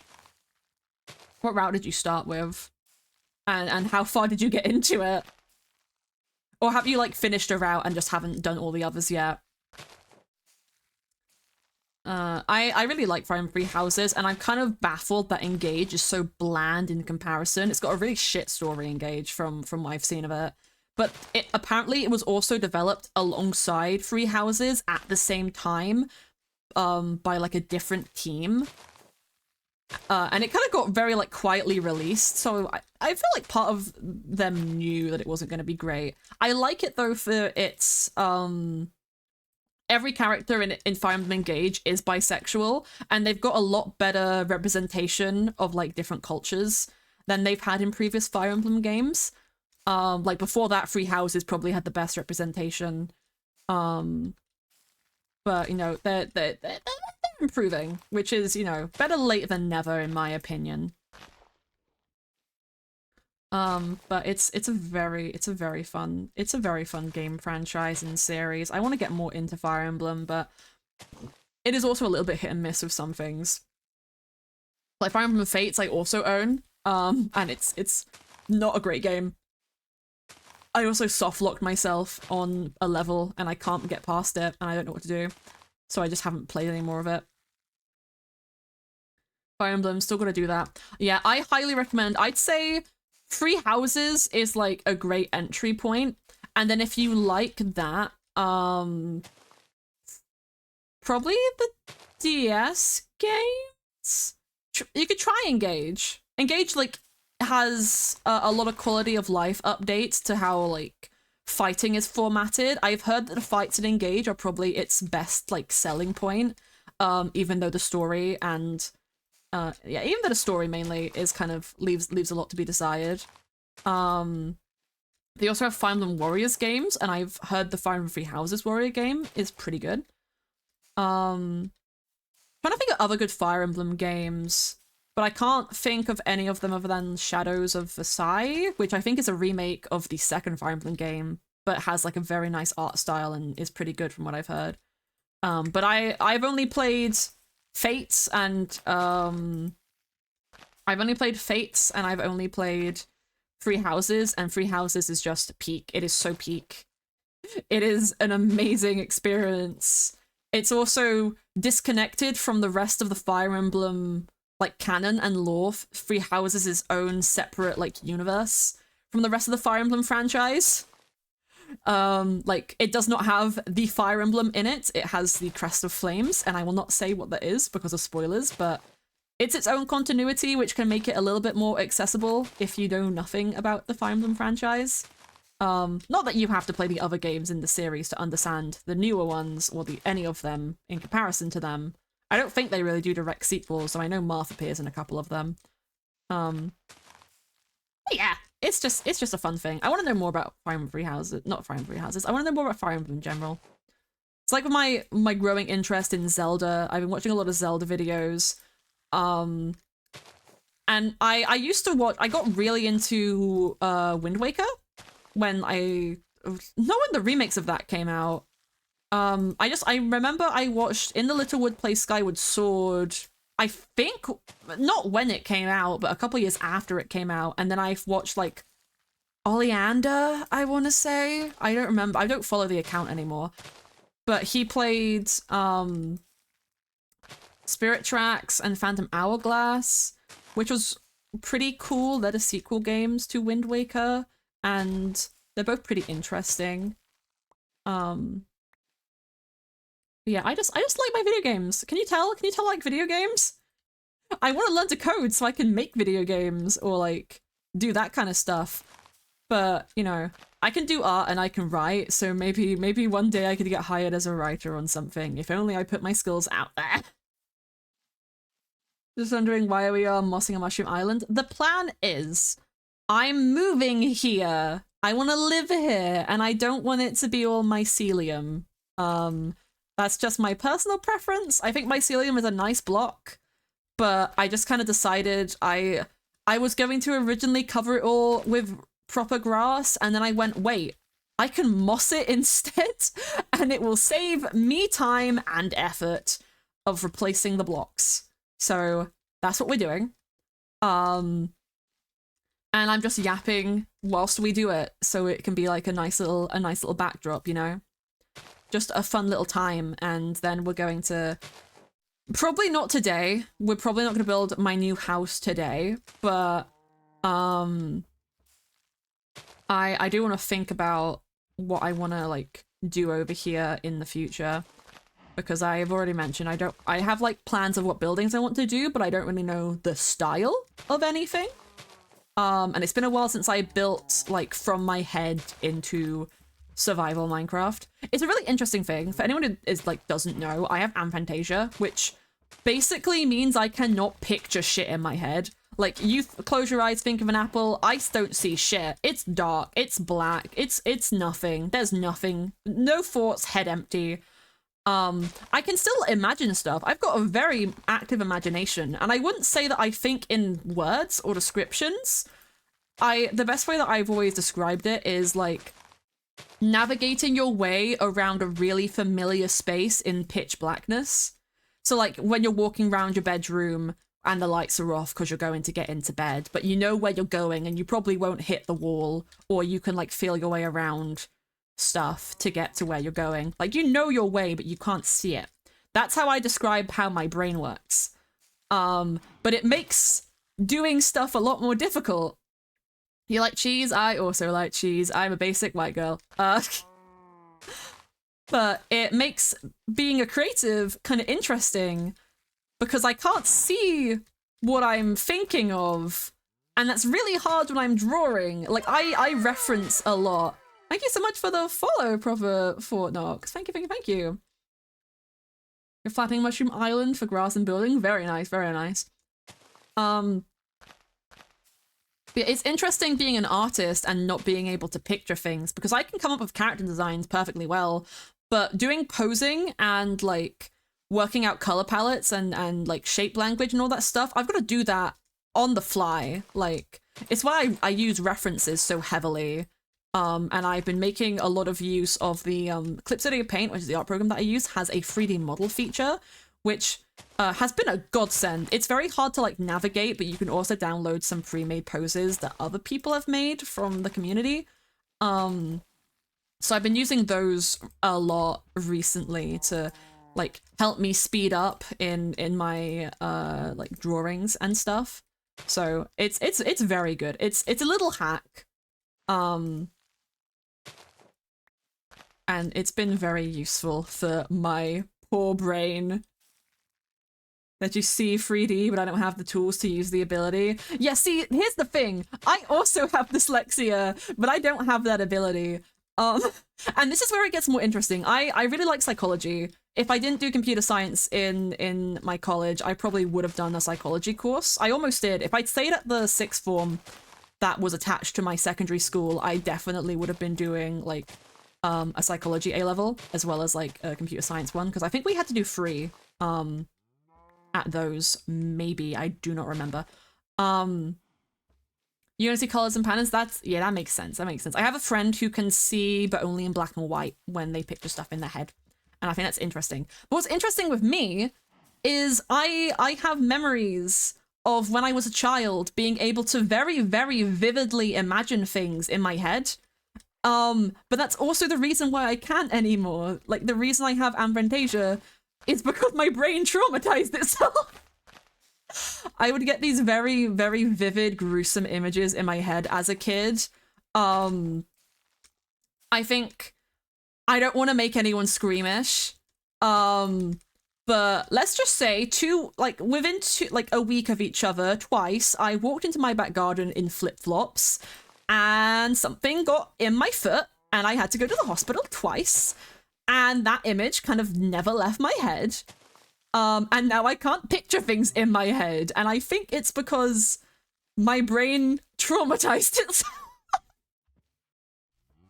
My brain kind of went, oh, you keep imagining stuff that's gonna give you nightmares. Let's just remove that ability from you. No dyslexic 3D brain movement like in fucking Ace Attorney. No, you can't see now. You imagine things in color and everything, but they're kind of like transparent. That's super interesting. This is what's interesting about Fantasia. Like it's a massive spectrum of full sight as if it was like really in front of you to nothing at all. And there's a lot of different balance about it. You can see things like more vague abstract shapes. You can only see color. You can only see shapes. You can see like impressions. Like there's a lot of like different versatility of it. And because it's all within a person's head, that's not really something that you can like properly like show people and describe, but it's really, really interesting to me how it works for different people. And I just find it fascinating. I just find it fascinating as somebody who cannot see shit in their head, but has memories of being able to do so. Brains are just really interesting things. Oh, Masaki. Okay, I love you. I love you, Masaki. I'll read the thing you put before I go to bed when I'm finished stream. Have a nice sleep.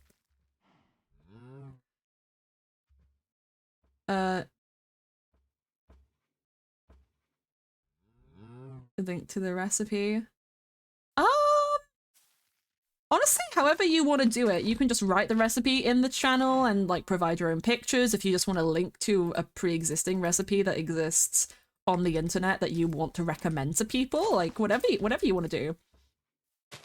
Actually, having this channel is great. I remember once when the Discord first started, somebody shared a poutine recipe, and I think I still have the screenshot of it because I was like, I want to try poutine, but then I've never made it. So I might share that later to be like, yo, this is cute. But yeah, if you have the form made in the channel, you can do whatever you want with it. And people really just follow from that example. Into you. If you try to focus on it, it usually disappears from your mind. That makes a lot of sense. That makes a lot of sense. Yeah, it's just an interesting little thought thing, little thought bubble, little experiment. Makes dreams really weird because I can dream still, but like I can dreams is very, very weird. Ooh. Okay, how are we doing now? We've almost got like the tail end of the place. I think we'll be able to get this done within at least another 2 hours. I wanna finish the stream with doing this, but honestly, my throat has like still not recovered from that 5-hour yap sesh. I haven't even really been talking a lot recently, is the thing. Like, I don't know what happened. I think I just like taking that streaming break just made me worse at made me worse at yapping for extended periods of time, I guess. My throat's not as used to it as it once was. Had the same issue when I first started streaming, but you know, it'll get better. It'll get better. Actually,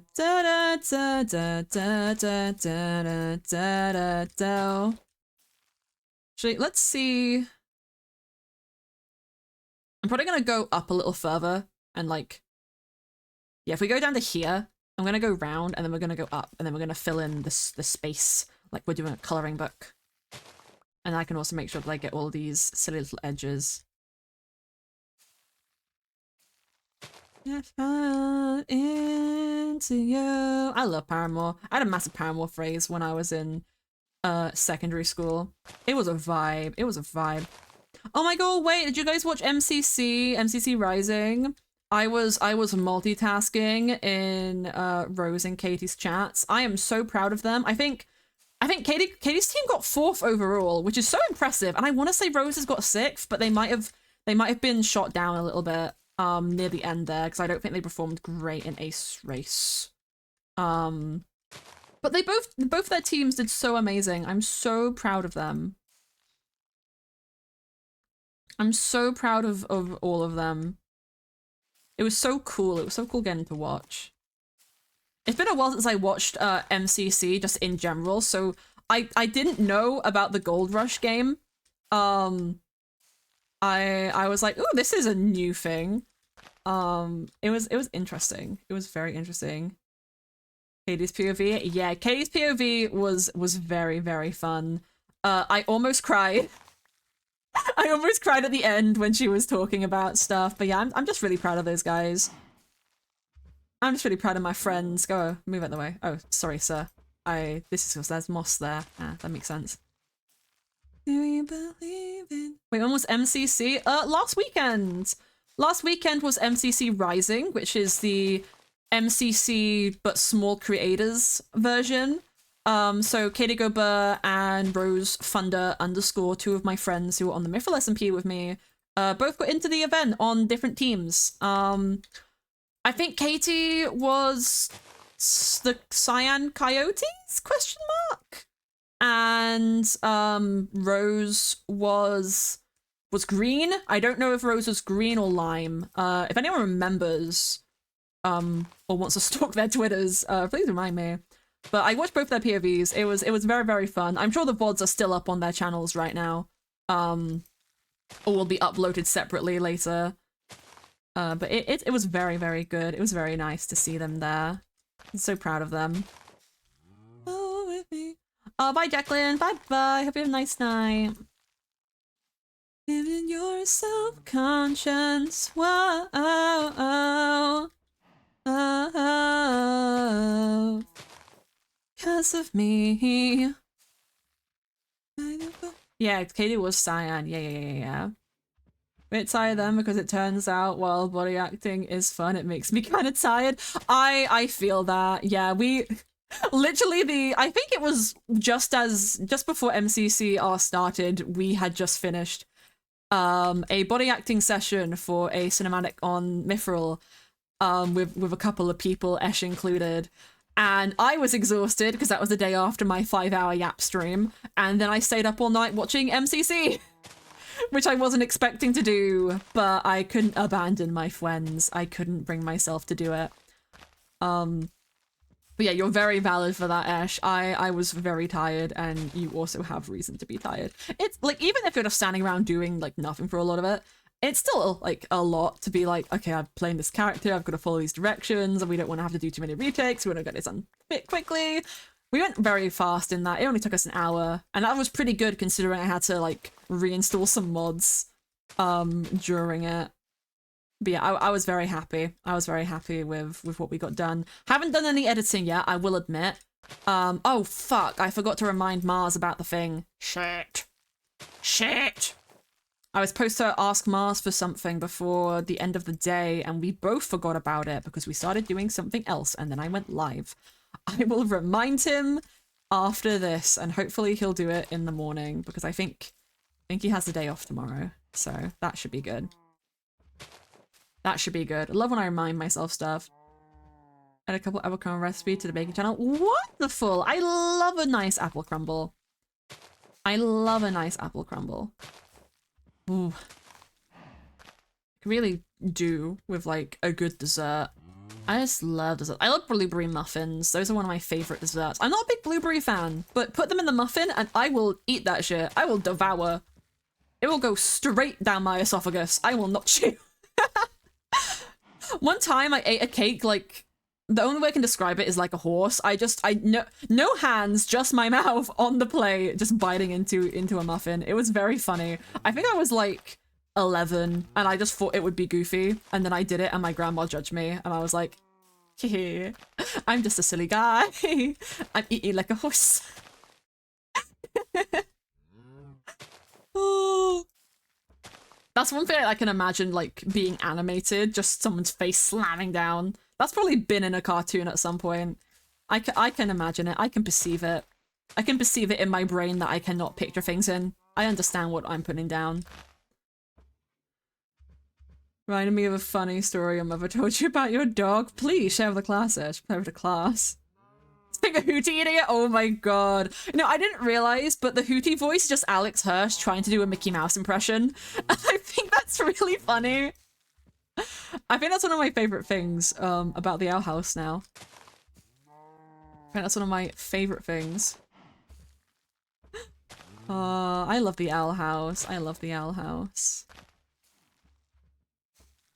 So sad that it got cut off so quickly, but you know, I'm at least happy that they fought to get season 3 out in some capacity. Like, even if it was just like free specials, at least it got made, you know? And they got to go balls to the walls with all like the gay agenda, which was very much needed, you know? Disney, if you actually just made canonical gay characters, maybe people would get off your back so much. Or, you know, maybe you've just made good movies.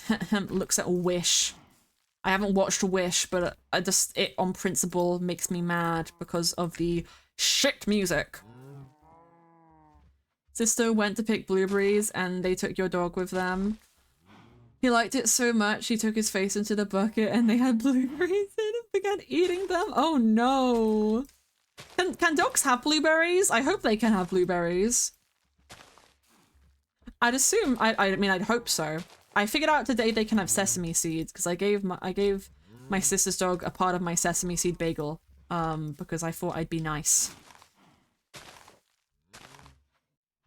Okay, let's get a lot more bone meal. That might be too much. Yep, that's too much. There we go. I always go like 3 over. I remember it's the multiples of 9, which is just how you do all of this shit in this game because it's a 9x9 crafting table, but you know. There we go. Oh yeah, this is going fine. We'll get these edges. Do you want to watch where she doesn't look good? I think the animation style, they're trying to make it look like kind of old school, but not at all either. They want it to have like a like weird whimsical watercolor-ish vibe, and I'm like, just make it a modern Disney movie. Like, they had such potential with the concept art for the Starboy being an actual character, and I love a good girl power story as much as anything. You want to do classic Disney, have a strong female protagonist with a male sidekick, who either she has to save or he can save her. It can be cute.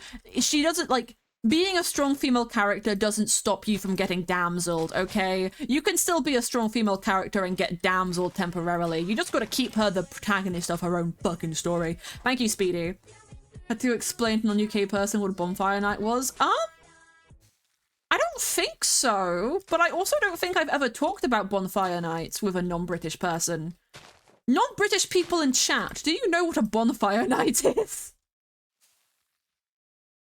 This is a good question. Well, we'll see, because it is that season.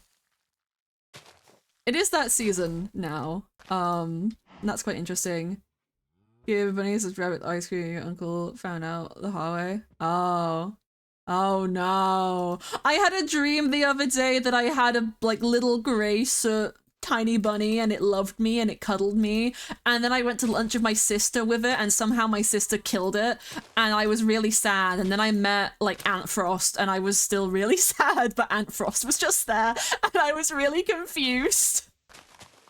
And I don't know what happened, but that was a dream that I had the other day. That was like after MCC. You know, Evan knows what a bonfire night is. Esh doesn't know what a bonfire night is.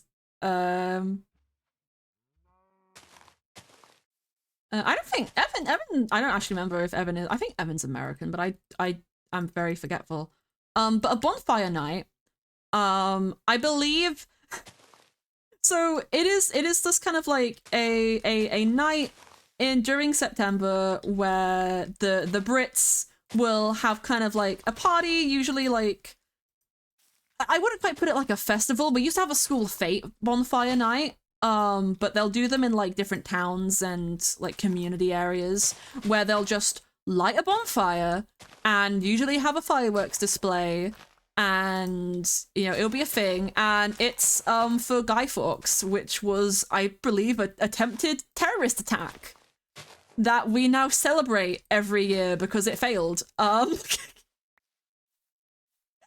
So we celebrate it every year because it failed, and we just explode fireworks and light bonfires and have food and sweet treats.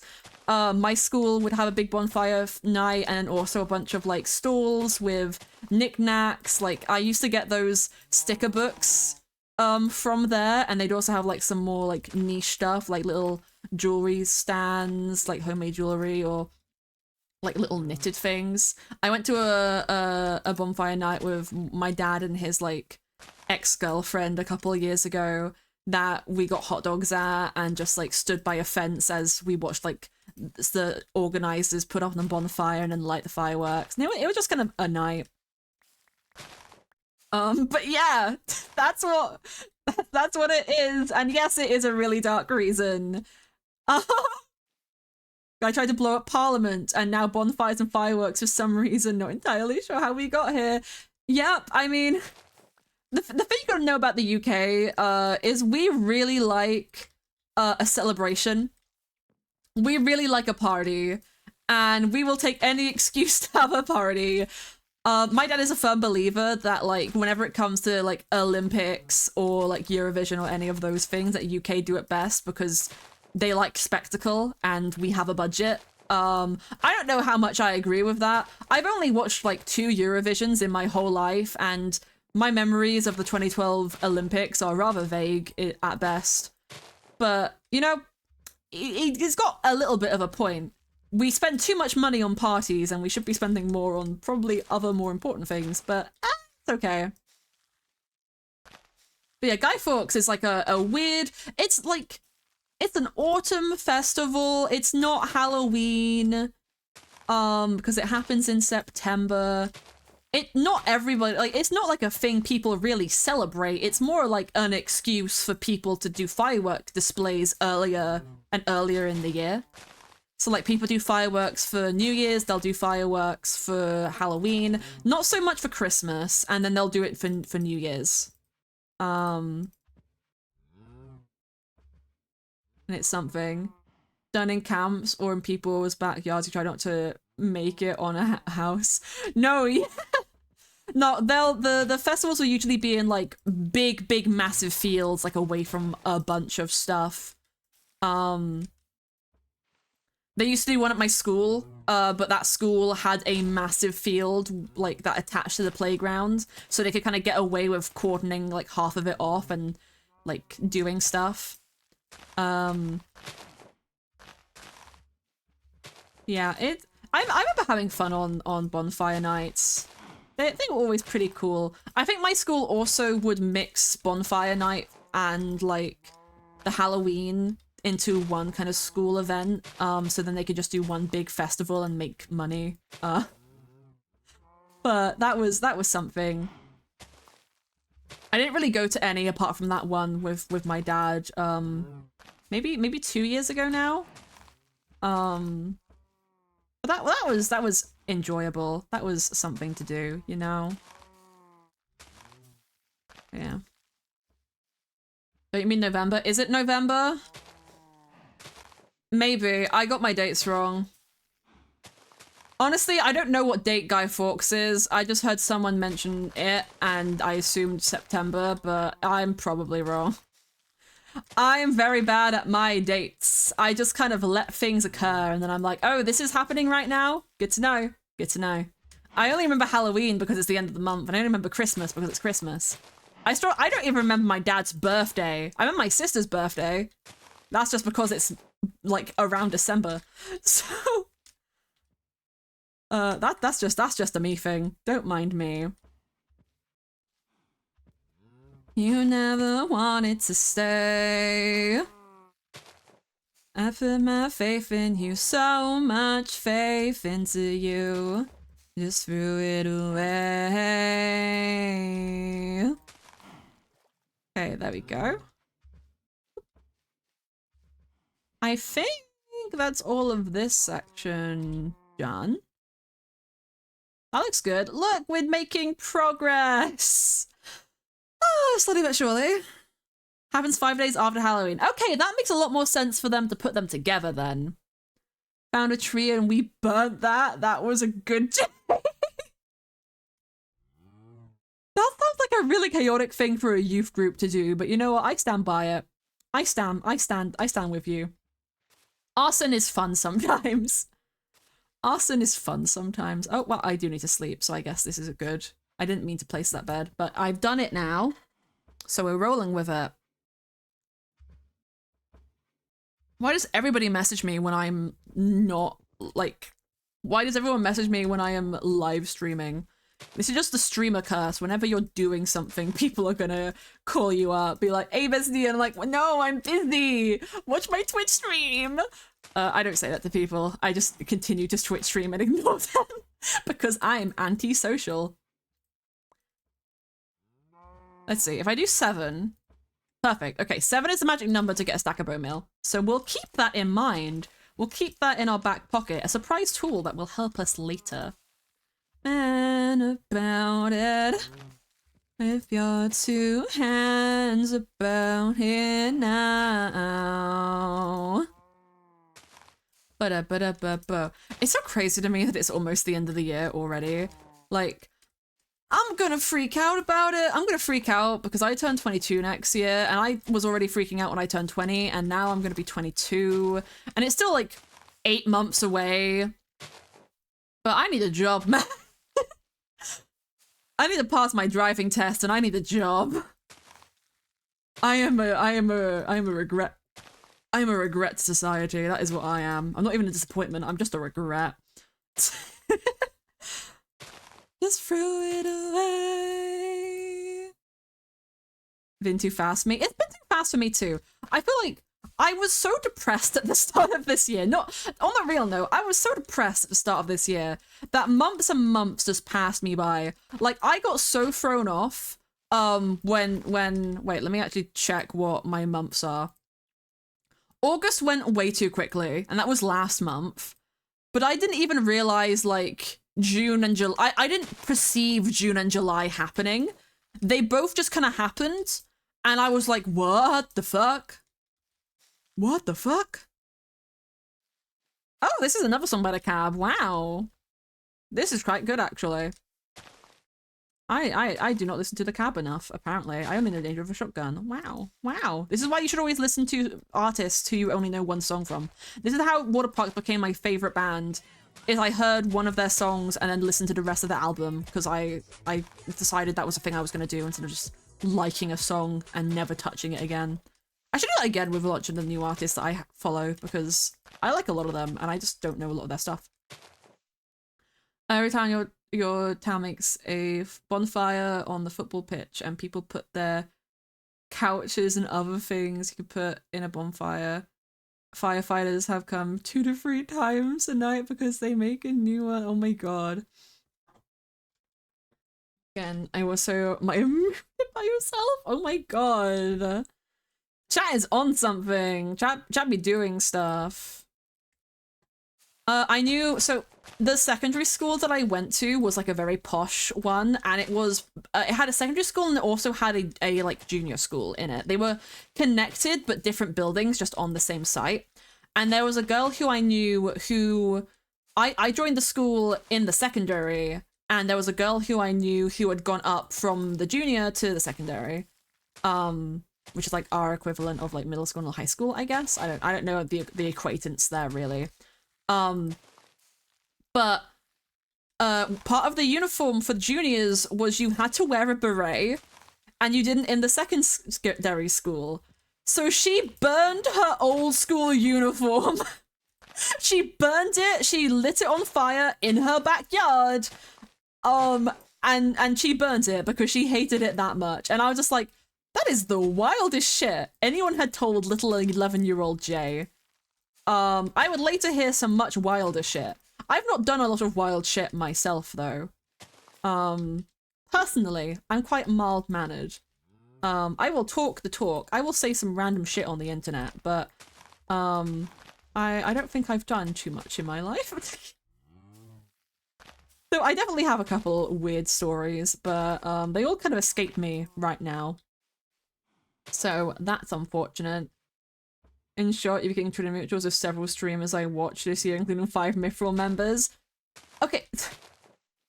People just really like you, Ash. You're just nice. You engage with everybody's stuff in the community. Like, it's really sweet. The other reason that I'm not following you is because I just, like... I don't remember actually what it was. I think I had a thing of reaching a certain number of followers on Twitter, and I don't know if I've reached that or not. Or I just try, most of the people I follow are either artists or others, like, stream mutuals. But that's just a me thing. That's just a me silly thing, because I'm silly with my account management. But, you know, it checks out for me. Ash is very amazing. It is so true, it's so true. Delightful, a delightful viewer, a delightful member of the community.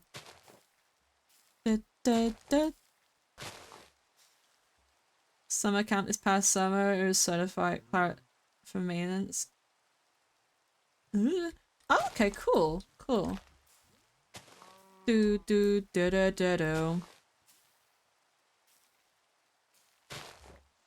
All of my knowledge of summer camps comes from Camp Rock and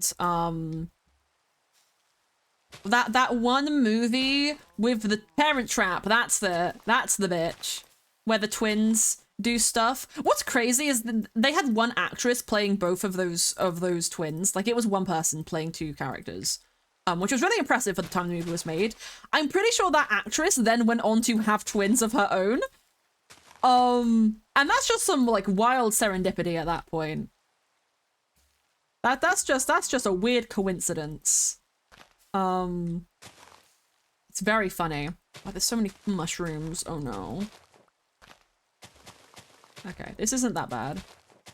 I wouldn't mind leaving these if they didn't, like, stop me from, you know, mossing the ground. I get why it does that, but I'm also like, you know. Also doesn't really help the texture pack that I have, because it kind of makes it harder to see where they are, because some of them, I've got like a size change. Oh, there's so many of them. I've got like a size change pack that makes them different sizes, see? And that kind of makes it hard to remove them. We'll get through them.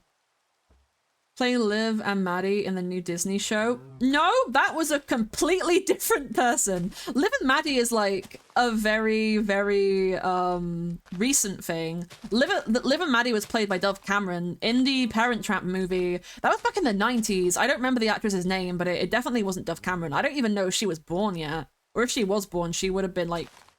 No, yeah, she wouldn't have been born yet. She's like in her early 20s. I want to say. Maybe like mid-20s. Water bucket? Oh my god, you're so smart. You're so smart. And that will get rid of some of the grass as well. Oh my god, thank you, Flounder.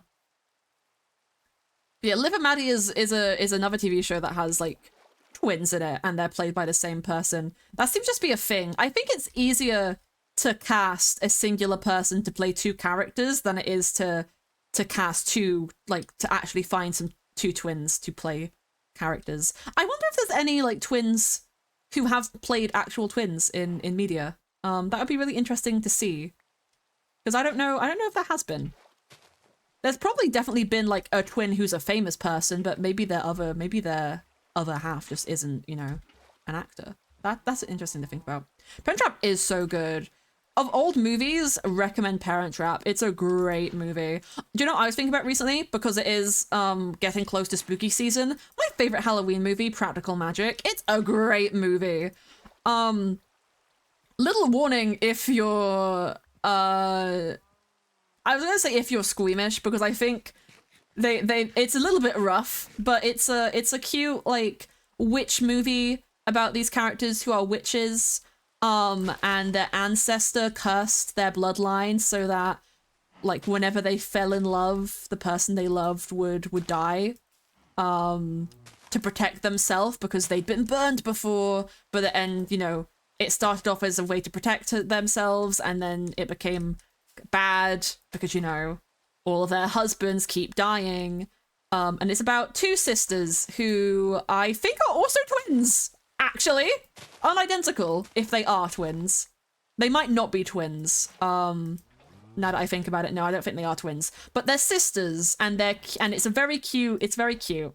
I like the movie a lot.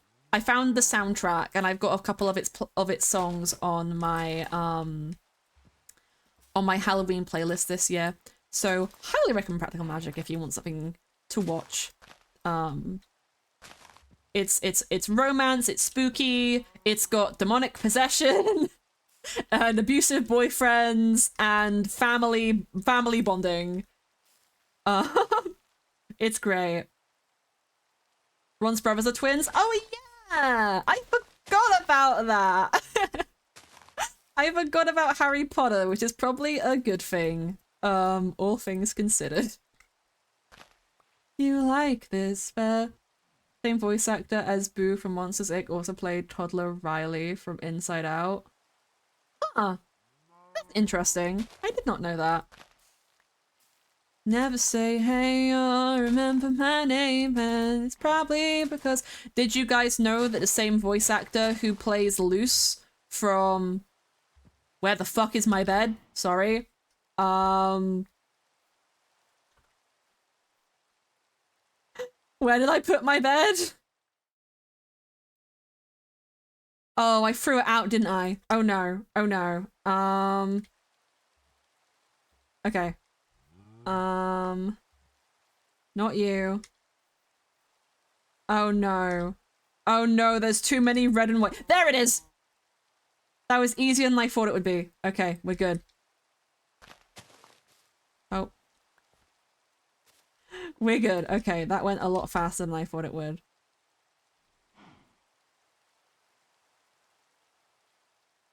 Nothing spawns. It's just dark and raining, and I'd rather it not be both of those things. And I'd also rather my bed didn't despawn whilst I was trying to do things. But yeah, what I was saying, did you know that the voice actress who voices Luce from the Owl House also voices the fishbowl lady from Encanto? She has the line in the I Don't Talk About Bruno song where she goes, he told me my fish would die the next day, dead! That's Luce from the Owl House in Encanto. I'll do myself this time, time. Instead of a mushroom. Yeah, I had a feeling I did that.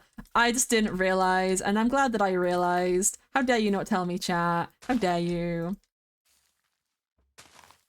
Falling through my mind every time that I hit my brain.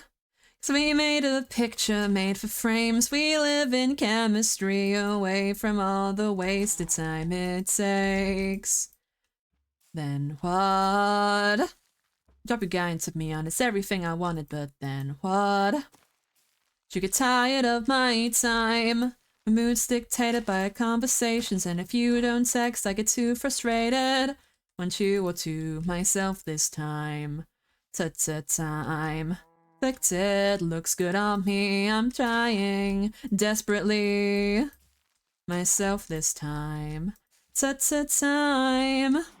Picture made for frames. We live in chemistry away from all the wasted time it takes. Thank you, Ash. My throat fucking hurts.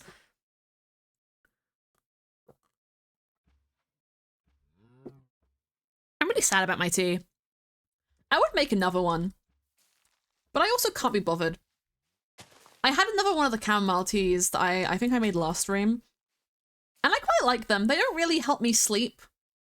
I'm kind of in like that weird space where caffeine gives me anxiety, but doesn't like make me more sleepy or more awake. I mean, I guess in a way it makes me more awake because it gives me anxiety, but it doesn't stop me from like, it doesn't have the effect I think it's meant to have on me. And that's probably because I definitely have either ADHD or autism or both. I'm not diagnosed. I really want to try and get a diagnosis though, because oh no, life painful when you don't know what chemistry your brain is working at and people assume that it's normal when it really isn't. But yeah, I feel like it's probably a consequence of that why I have such a weird reaction to it. Because sugar, like, works to give me energy, and that keeps me awake a lot better than, like, anything else. But caffeine just makes me stressed, which is why all of my drinks are decaf. So, you know. Like 10 p.m. from you? Oh, yeah, you're right. I forgot I started at 8 today. I usually start stream at 7. I started at 8 today. Just because I was doing that writing stuff, which I was fumbling with at the beginning of stream. And I wanted a little bit of extra time to focus on it. And, you know, get myself good and ready. Of course that was gonna happen. Useless. There we go. Yeah. There we go. Do that. I think that's all the stuff for there, and then gonna come up to this little part here. We're definitely gonna come over here and do like some terraforming at some point. Or maybe we won't. Maybe I'll just say fuck it and we'll just like leave these little outcroppings because I don't mind them. We'll get rid of this floating block though, at the very least. Monsters come out at night. But we're not trying to make this look, well, we're kind of trying to make it look pretty. We're mainly trying to make it look like mossy. And I think we're doing that very well. If I do this, oh, that did work. Nice one. Look at me, skilled, amazing. Ah! Could be from general inertness of caffeine. Yeah, probably. That's probably it. I don't drink coffee a lot. Probably as a side effect of that, I always have decaf, and that's like good for me. I can have caffeinated drinks though, and it's fine. Like, it's only hot caffeine that gives me anxiety. Like, you give me a Monster and I will live. I will be happy for days. That's a seed, not a bone meal.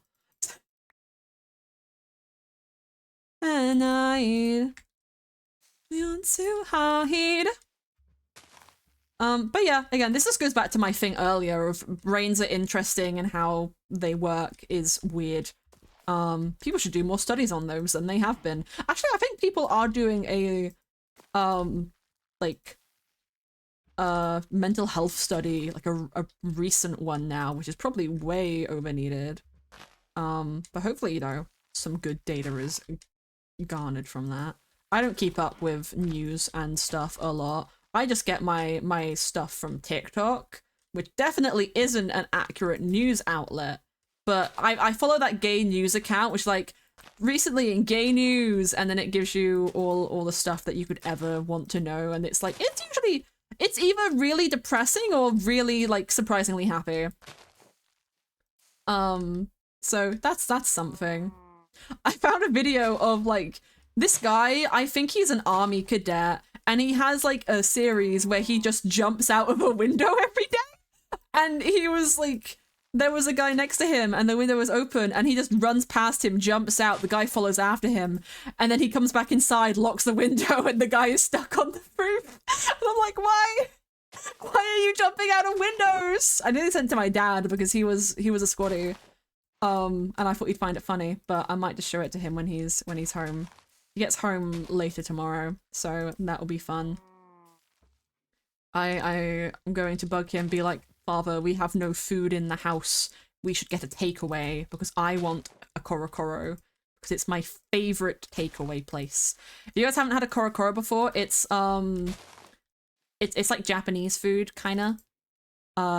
It's like not fast food, but it's takeout. Like, it's designed to be takeout. They give you nice bowls and stuff.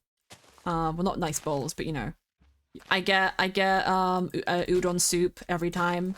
I get a nice chicken udon, katsu udon, and it's delicious. It's delicious. Noodles and soup and I think they have like spring onions, and it's very, very nice. I prefer it to Wagamama's, which is more. I think Wagamama's is also Chinese, but I really like korokoro. It's less expensive. It's less expensive, and they have tasty udon. You've seen that. It's very funny. It caught me off guard today when I saw it. I was like, why? What is he doing? And then it gave me to pop up like jumping out a window. I was like, defenestration. Anyone who doesn't know, defenestration is a word that literally means to throw something out of a window. Usually, well, it can be an item or a person. So if you ever had the urge to defenestrate somebody, now you know! Now you can tell them! Be like, I'm going to defenestrate you, and if they ask what that means, just don't elaborate. Let them figure it out themselves. Let them hear the threat in your tone.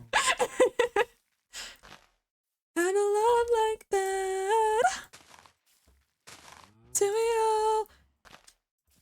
See, whilst blindfolded by Against the Current is the character Jay from Mithril SMP song. Good guy in quotation marks is the Against the Current song that I picked for Karma, I think. Because, you know, Bestie was down bad and then realized she was trying to date a genocidal maniac, literally. And then she got scarred, literally. I love writing like edgy little OCs. They're so fun sometimes. I fell for it bad. How do I request a song? So you redeem song request, you type in chat what song you want me to play, and I will find it on Spotify and I will play it next. So you just tell me what the song is called and who it is by, and if it's on Spotify, we will listen to it. Okay, I will put that into my search bar and put it on next, which is literally gonna be in a second. Oh, okay. The other guy grabbed him while he was in the air and he got thrown out the window. Oh yeah, I'm gonna find that video later and go through them. That's gonna be fun. Okay, let's see what this song that Speedy requested is like. Oh, I know this song. I've heard this on TikTok. This is on all the baking videos on TikTok that I watch. That's cute. Oh, I like that. I'm gonna actually heart this song. Thank you for the suggestion. We appreciate. I've actually not listened to the full version of this. I've just heard like this little beginning clip, so this would be cool. It means I can't sing along to it though, unfortunately. But, you know, we'll vibe to it. Da, da, da, da. Oh, it's getting close to Eepers times again. We're making pretty good progress on the island. This is something I definitely could have done off stream. And don't you guys worry. I think when I go on to do this behemoth, I will definitely do that off stream. But, you know, it'll either be off stream or I'll do like a silent thing for it. Maybe I'll just do like a little montage by myself, who knows. Could be silly. But the likelihood of it is that I'm just gonna do the bigger islands on my off time. And we'll work around it. Theoretically, I could have done my builds and stuff before mossing the place, because I'm gonna have to deal with all of this grass and everything. But now that I remember water buckets exist, it shouldn't be that bad. You know? It's just the bushes are gonna be more frustrating to deal with, but it's fine. It's fine. Do, do, do, do. Do. This song while having a bar, since it's the only song you said don't when you listen to it over and over. That's fair. That's fair. I found out that it is if you're the kind of person who will listen to something on repeat for like an insanely long amount of time and then like drop it, that's technically a form of stimming, is listening to songs on repeat, according to some stuff that I read. So I think that's kind of cute. I listen to songs on repeat a lot. When Water Parks releases a new song, I will listen to it on repeat. I think the only thing I don't do that with is they released the Guilt interlude, which is a really like thought-provoking interlude, but it's not a song. It's just kind of like a robotic voice talking to you about like religious guilt for a couple of minutes. But like with a funky beat, and it's pretty interesting. But not usually my vibe. But yeah, I'm really interested to see what my most looped song this year is. Because it could be a lot of things. It could be a Water Park song, could be I discovered Everybody's Worried About Owen. I listen to their music mainly when I need to vent. I found their song Screwing in a Light Bulb earlier this year, and it spoke to me at the time I was listening to it. Highly recommend it. I'm not gonna play it on stream because again, it is kind of, I associate it with like venting, and not the Among Us kind. Do you know Skillet? I love Skillet. I had like a pretty big Skillet phase, a couple of years ago, and I have a bunch of like, I have a bunch of like genre-based playlists, and Skillet is like a prominent feature on at least one of them.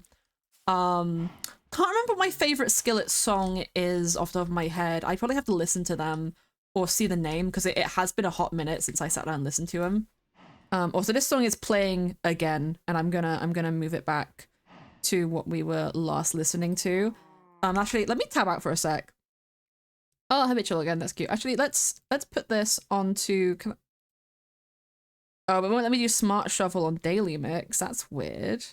You did before. Okay, that's fine. Whatever. Let me find. Okay, that's my genre playlist. We want. Where would I put Skillet? Is it in my punk playlist? That's Falling in Reverse. That's the Edgy People. That's Water Parks. Edgy the Fuck. No, that's... Okay, wait, it might be in rock then. Screaming? Are you in Screaming? You're not in the Screaming playlist? It literally has a picture of Toothless the Dragon screaming on it. Okay, that one's Seafer and Shinedown. That's not my Skillet playlist either. Where's my Skillet playlist? I swear I have a Skillet playlist. I don't want to play it right now, but I just want to know where it is. What the fuck? Wait, is it in here? I might just not have listed it. Huh. I'm not gonna spend a lot of time on this. I'm just gonna check this one playlist and then we'll fucking move on. Maybe I don't have a Skillet playlist. I definitely had a Skillet phase. Because I vividly remember liking, there was this one song that had like something space related in the title, like Stars or something. It was one of the like, I want to say at the time newer ones, or like not a really old album of theirs. That I kind of enjoyed, along with like the classical Skillet music. They did Monster, didn't they? They did I Feel Like a Monster. That's a classic. That's a classic. You're scared what Skillet did? Did they get cancelled? Oh, we'll move on then. We'll move on then. I think there's like a big discussion to be had nowadays about separating art from the artist, but at the end of the day, yeah, if a person makes something that you like and does a shitty thing, then you are allowed to, you know, respond however you see fit, whether that's like removing yourself from the thing or just, you know, continuing to enjoy it in a different light. Became like a whole big thing when the Wilbur Shut, you know what, I will pronounce his name incorrectly, when that shit went down. I'm the only tiniest bit sad about it because I really like Pebble Brain just because of the time like in my life that I listened to it. Like that album came out when I was in the Isle of Wight, which is like they got inspiration from the Isle of Wight when writing that music, and it's where my dad's from. So it meant a lot to me at the time, and now I can't listen to it, or like I choose not to listen to it because with that band specifically, they're very tied to their internet personality because Wilbur was a streamer, which is different for a lot of other like media and creators in like outside of streaming spaces. There's like different disconnects and things going on, and I'm not going to get into the semantics of like how I think it all works in my brain because we'll be here all day. But I would kill for like a good complete cover album of Pebble Brain. Like, I'd make it myself if I knew how to play an instrument. I can sing, probably not very well, but I can sing, but I would kill for a Pebble Brain cover album. Someone might have done a full one, but I highly doubt they have, or at least if they have, it's not on Spotify. Because people like musicians, there'll be internet people who can sing, but they won't always have the ability to make proper accompaniments. And fun thing with Spotify, if you want to post a cover on Spotify, you have to have original accompaniments. You can't just reuse the backing track. And that's also why a couple karaoke videos nowadays will have original backing tracks instead of the original ones from their like bass things. Because, you know, they can make money if they use original ones and avoid copyright. In Lovejoy, they're gonna be stuck as my top artist for ages, even though you stopped listening to them months ago. Yeah.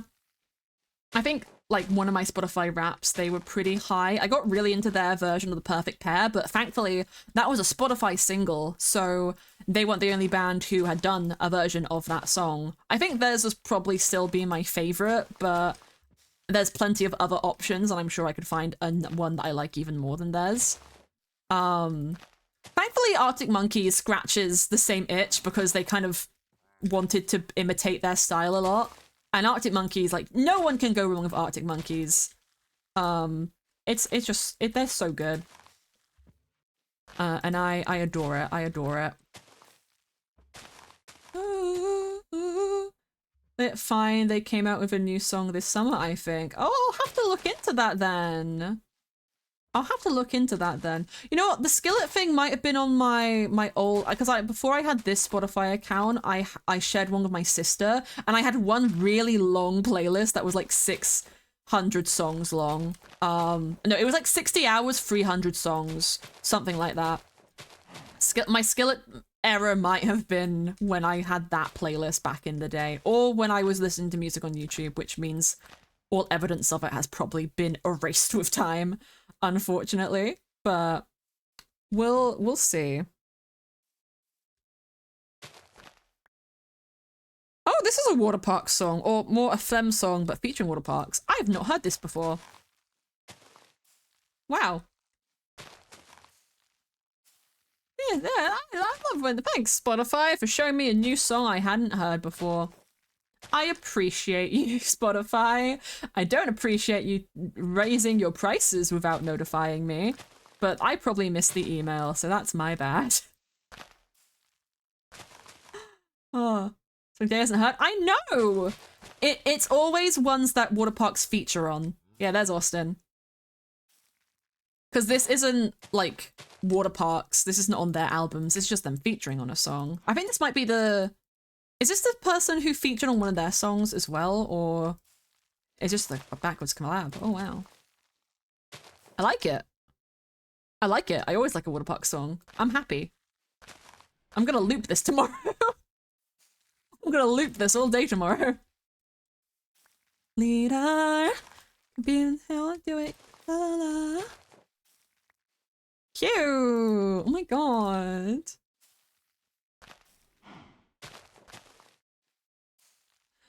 This is gonna make me get into something because you know what? Yeah, I'll mention it. For like the past couple of years, I've had a game theory level theory, which I've not really gone into anywhere, but at some point, one day, I'm gonna go into it. But it's basically the theory that like every creator, like, and I mean like creator, person who is creating actively creative content on the internet or has for a long span of time created content in the internet, know each other in some roundabout way. And when I was I had a shower today, and I was in the shower and I was thinking about like through lines of from myself through like all the way up, how far can I get and who can I get to? I got all the way to Mr. Beast through personal connections between different streamers. But I also realized because of Jack Manifold, that also connects the entire like YouTube community to Austin Knight, who then connects them to Kesha and Fall Out Boy, and probably a large number of other artists. And I was like, that's funny. But yeah, the way that the theory goes is like you can like someone in the creator space can know somebody, and knowing somebody means like interacting with them more than once. Don't have to like fully be considered a friend, but just have to be like more than an acquaintance, I guess, and have proof of that. And if you go through that chain of people, eventually, like, it'll just keep going and everybody is somehow connected. So, like, I got from myself to Mr. Beast and then circled back around to fucking Austin Knight, all the way to Aphmau and Aya's Cupquake, and I was like, yeah, this can just go for infinity because there's so many people. And yeah, it just, yeah. It's hard to explain. One day when I get the balls, I'll do like an actual video about it and people can understand my madness. But it's basically just pointing out the obvious and then being like, it's all connected. I connected the dots. You haven't connected shit. I've connected them. That's literally the bit. That's literally my bit. A TV show here in Norway about the fact that you can get to know anyone by simply interacting with 6 people. Oh my god, that's actually really interesting. Huh. Wow. That checks out though. Like, if you know somebody who knows somebody, you're not going to get an authentic experience of what they're like with you, because not everybody is going to engage with you the same way they engage with other people. But you can still learn a lot about people from just what you hear. Like, that's another thing of existing within the creator space on the internet. Sometimes you don't meet people, but you hear stuff about them, from people who do know them. And yeah, it's interesting. Or like my sister will tell me about her friends, and she has one friend who's like the rudest fucking, like, I wouldn't call her toxic, but she's like, just kind of like, she expects the world of my sister while giving nothing in return. And I'm like, I know this girl inside and out from everything you've told me about her, the good, the bad, and the ugly. And I keep telling my sister she gotta put her foot down. And yeah, it's interesting. That's a really interesting show. Do you know what I was thinking about? I'm thinking about the traitors, because that's also, I could have fallen down there and died. Good thing I didn't. Good thing I'm a parkour master. Oh. You remember what it's called though? That's okay. I was thinking about the traitors because honestly, I am surprised that a show like that had never been made before, because Among Us is just like Werewolf or like Town of Salem, and it feels like a very easy thing to make a reality TV show of. I'm sure they've done, I mean, they've kind of had moments like it in I'm a Celebrity, Get Me Out of Here. Sometimes they've done like, not a traitor, so to say, but there's been moments where certain members of camp have to keep a secret, or they have to like do something weird and keep it up without anyone realizing what they're doing. So there's been like flavors of it on other shows, but not a show that's fully dedicated to it. Types of people. But yeah, anyone who hasn't seen Traitors, it's basically Among Us, the TV show. They get a bunch of random people into a house together to live, and they assign 3 of them to be traitors, and then every night they have to vote out who they think the traitors are, and if they get it wrong and they vote out a faithful, then shit gets bad, because, you know, the aim of the game is to only have faithfuls in the end, so you can get the money, because otherwise the traitors might steal the money. We're good. I did it again. I did it twice. Okay, yeah, bucket's going away. Oh, I kind of need to piss now. Shit. Heyo, hello, not that monster. Hello.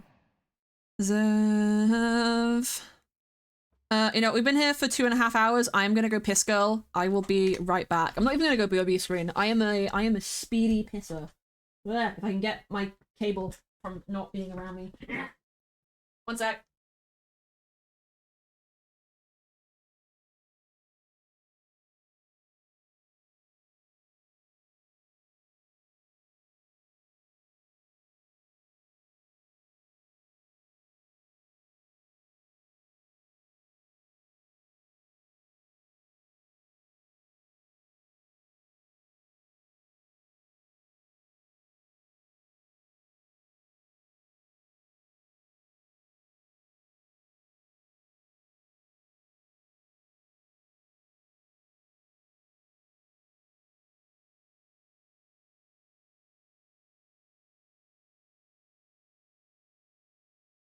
Piss Girl has been accomplished. Now, if only we had Piss Cow, then my life would be complete. Why don't you have a totem? Because I haven't gotten any yet. I haven't fought a raid. My priority was getting Netherite armor. And then I updated the game to when it's harder to get Netherite armor. So I got this armor before you had to get the smithing parts, and now we're in that version of the game where you have to get them. And then I fought the Ender Dragon because I never fought the Ender Dragon by myself before. I think the first time I fought the Ender Dragon properly was on challenges with Ricky.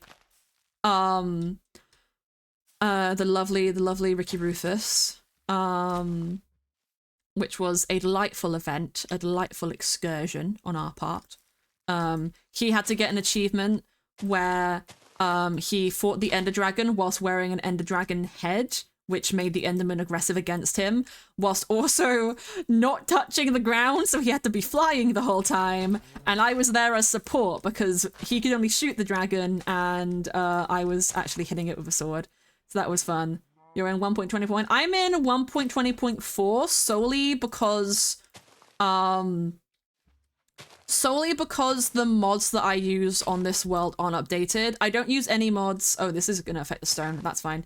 I don't use any mods that change the game really from vanilla, but I have like minimap and shaders, and I have a couple like additional things. I can show you all the mods that I am running with.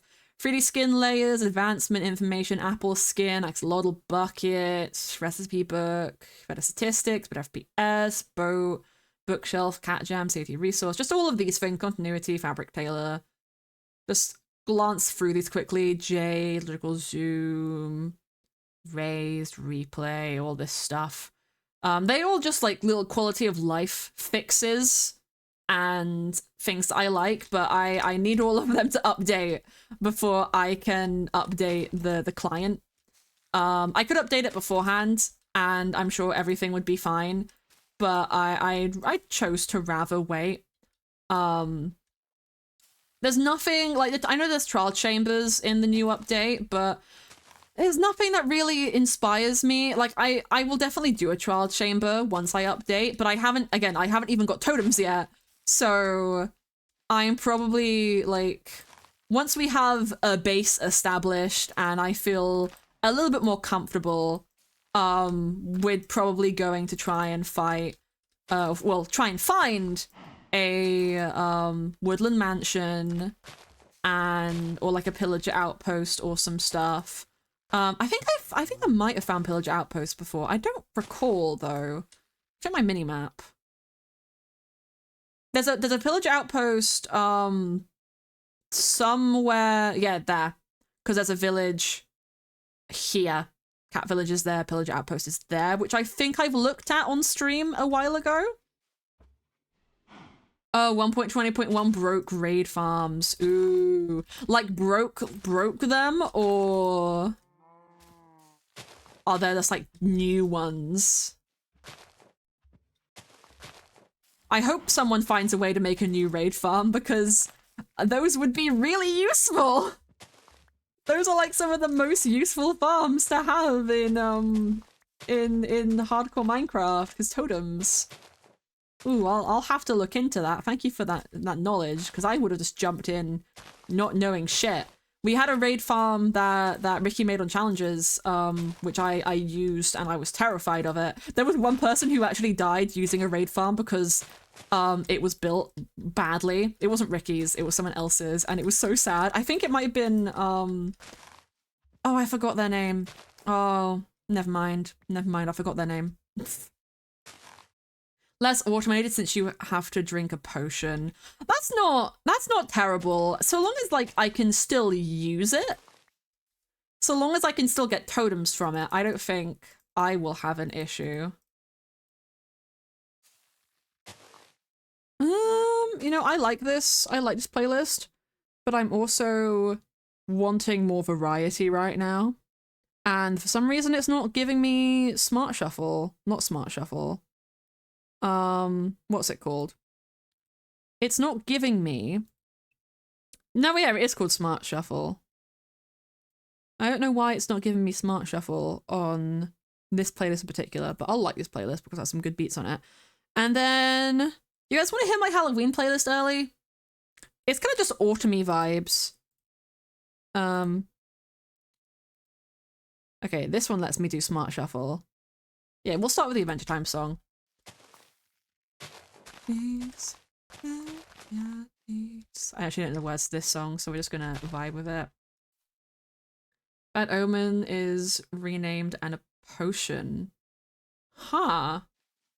I'll look into that. That's really interesting, because the way that it used to work, it was kind of like a weird tower thing with some villagers on it, and then you bring Bad Omen, and once you're there and you have it, it will just kind of cycle. Like, you'll just keep getting Bad Omen and be able to start raids, like, ad infinitum, basically. But yeah, that's a smart thought, that a raid farm will be very needed. The Pillager Outpost over here seems to be my closest one, and I don't think I'll be able to find... Well, I haven't actually found a a woodland mansion at all yet. So that's troubling. Zoom back in here, see what the damage is looking like. We're getting there. We're definitely getting there. Almost been here 3 hours, but we're definitely getting there. We're almost like, I'd say we're almost halfway. You were gone at the time, but I found out what the show you talked about was called. Ah, what is it called? What is it called? I probably, if it's, I'm assuming it's not in English, so I probably won't be able to watch it, but it's still interesting to know what it's called. Or maybe it is and I'm ignorant, who knows?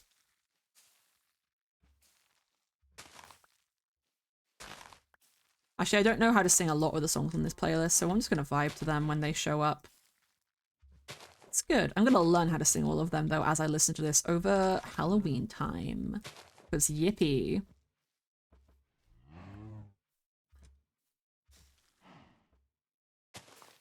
Just gonna go through these.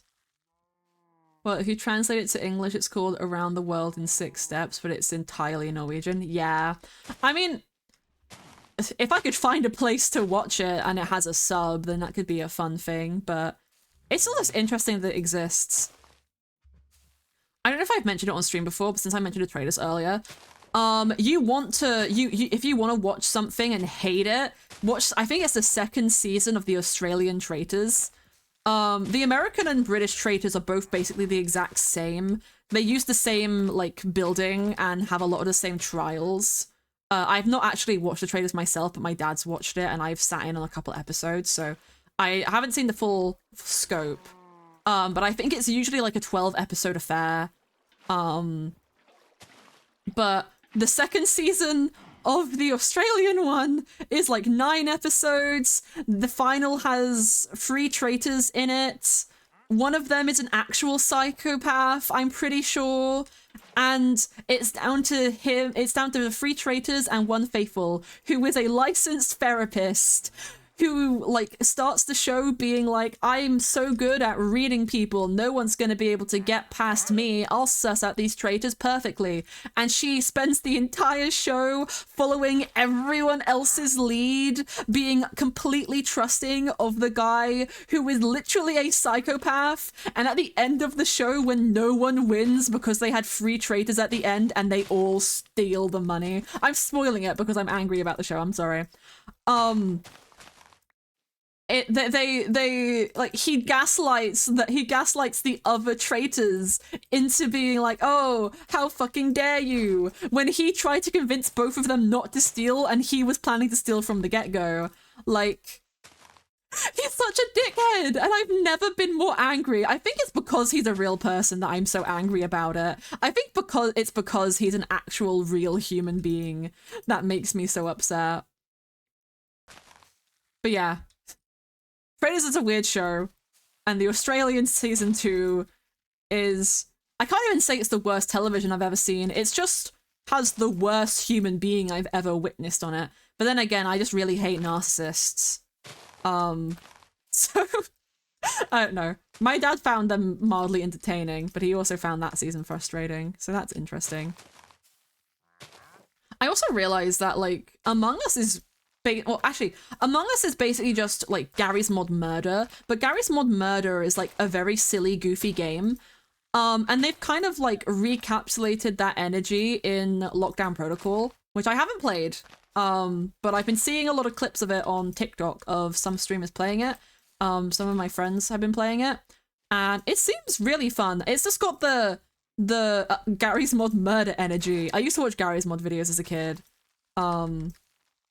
And murder videos especially were like really, really fun. It would be funny sometimes though, because I'd usually watch ones where it was just like 3 people in a room, and it would become very quickly obvious who the murderer was, and it was silly. But yeah.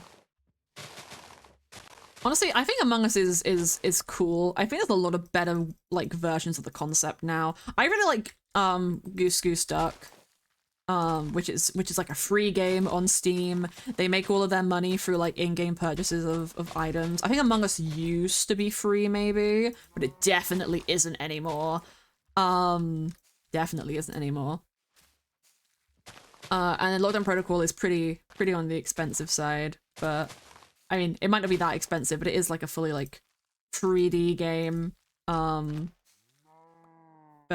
yeah, I want to play it at some point. I'm just trying to be reasonable with my money. So many people's birthdays are like this month for me, and I keep getting this TikTok audio that goes, "Happy birthday, you're a product of New Year's fucking," because if you're born in September, that's like 9 months from New Year's, so. And I was like, oh, okay. Thanks, internet. That's a funny song. I'm gonna send that to all of my friends who were born this month. But I've got 3 birthdays back to back, and I've got to figure out what gifts to get all of them. And I'm like, I'd love to just draw them something and be done with it, but I don't think I'm gonna have time between that and my secret project, which I've notably not mentioned at all this stream. But you know, took a couple days break from it, did a lot of cleanup on it.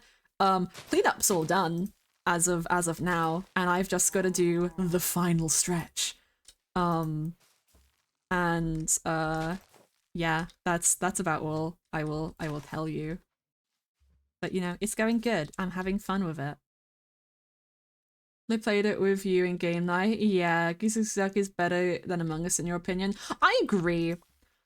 I think I know Among Us has more roles now, but I think Goose Goose Duck is just more fun. It's got a lot more maps. It's got a lot more customization.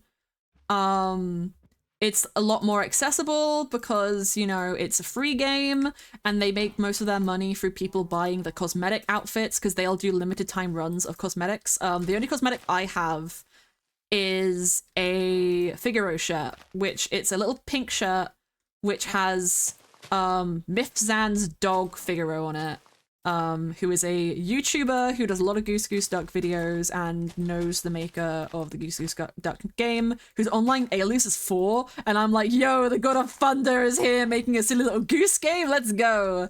But yeah, it was a really cute thing because Figaro, his little dog, needed like healthcare stuff and surgery, and they made a cosmetic in the game to help fund it, and it was really sweet, actually. So I bought that. It was like a $5. That's the only cosmetic I have spent money on in Goose Goose Duck. But you see, that's really sweet. They do little stuff like that. And I think it's cute. I should, you know, one of these days I should do like a Goose Goose Duck lobby stream or like another game night. It also has like proximity chat, so you don't have to like grapple with Discord or anything. So it's a lot more easily accessible. It's very, very fun, and you can have more people in Goose Goose Duck, I think, than you can in Among Us. So that's another benefit that it has. But yeah, I want to do like a Goose Goose Duck lobby with people, but I've tried before and I've just never been able to gather people because it's not as jump out as of a game, I don't feel. Like people will jump at Among Us or Lockdown Protocol, and that's like the real hype game right now because it's new. So more people are going to be doing stuff with that, but I'd love to do a Goose Goose Duck game at some point. It's just getting people for it. That's the hard bit. That is the hard part. It's amazing games. Yeah, it's very, very fun. Games that like register your mic input are very interesting to me. I had to do part of my college course was writing one of our final assignments, my favorite assignment by far, like the only assignment that I still have saved on my PC to this day, I'm pretty sure it's somewhere in my files, is the one that I did about emerging technologies in video games, which basically just means new technologies and how they could be applied to video games in particular. And one of the things that I did was talking about specifically how vocal recognition could be used in video games and how terrifying it would be in a horror game. I'm sure there is some horror games out there that use it. I know to an extent Phasmophobia does, because that also has a proximity chat feature built into the game. And I think also Lethal Company does now, but that game wasn't out when I initially did this study. But I used I think Phasmophobia was my example game, and I think I came up with a concept by myself that was like Resident Evil. But like Resident Evil, one of their staples is having kind of like, you'll be in a closed-in environment and there will be a stalker mechanic, like something like Professor X or Lady Dimitrescu, who will be chasing you around the area. And when you shoot stuff, like when you engage in combat and make a loud noise, it will draw them closer to you. But imagine if they also like took your mic input for that at the same time. Like you could be simping for Lady Dimitrescu and she could show up behind you because she hears you. Or just stuff like that. I think some VR games might do that. But I do not play VR, so I know very little about it. I do not have a VR headset. But yeah, that was just something that I find interesting. I did a lot of other stuff about it. I talked about Before Your Eyes, which is a really, really cool... I don't think it's a VR game, but it uses motion tracking to be able to tell when you blink in real life. And like the events of... You play the character who is being ferried to the afterlife, and you got to like you're seeing your life flash before your eyes, which is where the title comes from, and you've got to try not to blink so that you get the best understanding of the story, so that you can maybe not die, I think is the climax of that, but I don't remember. I know the ferryman is like a cat. It's a very cool game. Arty Game has a great video about it, but honestly I recommend getting it yourself if you have a webcam and you're interested. I think it just needs a webcam. More games to use proc chat? Yeah, it is fun. It is very, very fun. I get how that can probably be like, I don't know how difficult it is to input into an engine, because surely it's just coding the game to take in a mic input, but I do not have any coding knowledge. I know prox chat is a feature in Minecraft when you have the mod. There are several prox chat mods that exist for Minecraft. There's even some which allow you to route Discord through the game to work as a sort of like, not a prox chat, well, kind of a prox chat, I think. I don't really know how to word it because I haven't used it myself, but there's like a plugin that utilizes Discord with Minecraft in order to kind of make a prox chat-esque system, I do believe. But yeah, it's interesting. I like video games. I like video games and I like technology, and it's a very, very keen interest of mine. I should really look into more inner working videos of it and just like self-educate, but I tend to just sit down, watch people play video games, and then think about like things about them afterwards. There was a game called Blackout Club where on launch you could opt in to have someone listen to your mic and talk to you in the game to try and get you to turn on your friends. Oh my god! Oh my, that sounds awesome! That's like, has anybody seen, oh god, Trapped, yes, Trapped. It was a CBBC kids show, where a bunch of children would be sent to this like tower, and they'd all have to escape, and every floor there would be a different saboteur, and the kids had to pick who they thought the saboteur was, and whoever got the most votes got locked on that floor, and if they guessed wrong, then a saboteur would succeed, and no. That gives me that vibes. That gives me those vibes, and I love that. Oh my god. It died pretty early on because that was an expensive service. Yeah, oh, I can imagine. That's another thing with, like, games, especially like online games, they require a lot more stuff to run, I feel, unless like you're hosting things by your own computer. I mean, I don't know the inner workings of how it goes. I know some multiplayer is like super duper easy, but it's a lot of resources to make a game that functions multiplayer. Like, I know Cult of the Lamb now has a multiplayer function. I think they might also have like crossplay or something, but it's not like online co-op, it's like couch co-op.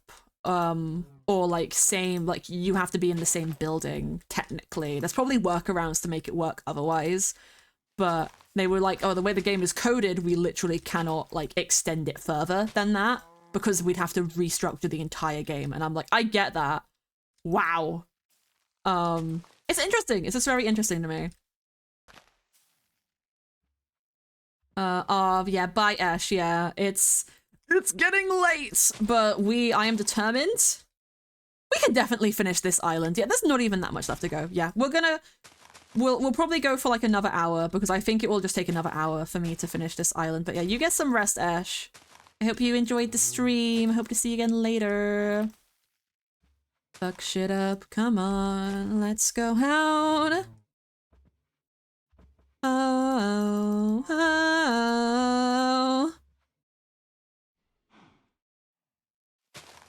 Oh, I fucking love Penelope Scott music. It's so weird, but it's a vibe. The slide is that I haven't the right or the clue. I would know if I knew. Hand in the wind and they are dark fucking blue. Never existed. I continue the nut. And it's not even hard. They look like a scrub, but all that I ever died for was another tight hug.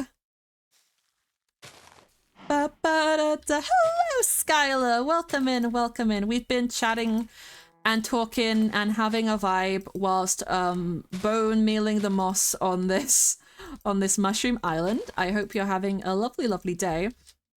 We're currently between talking topics right now, so if anyone has any suggestions for directions I should rant in, please let me know. We're probably going to be going for another hour as we slowly finish mossing the island, because we're going to be moving here in a matter of time. Probably next stream I'll try and figure out what I want to build, and I don't know if I'll have the blocks gathered by then. I've got other shit to do, but you know, we might do like a resource gathering stream and then either like build in that same video or wait till next time, you know, to do all of it.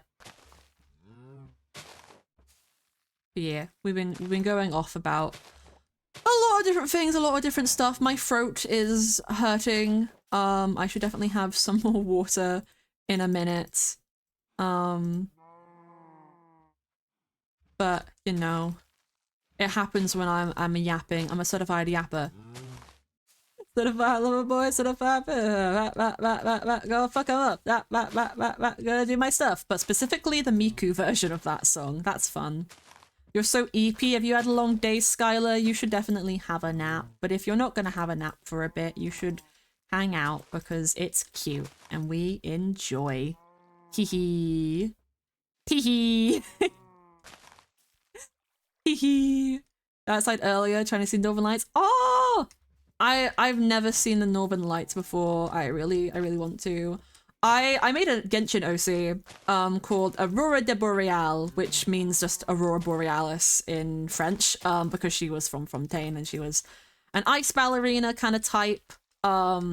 And when I was making her and like designing her, which I might redesign her at some point, I was really looking into like different types of aurora borealises and how they look in different countries. And once there was an aurora borealis that could be seen in France, and it was red, and it freaked people the fuck out because it was red, and that sounds terrifying. I doubt it was the first aurora borealis to be seen in France. They seem like they would be a rare occurrence though.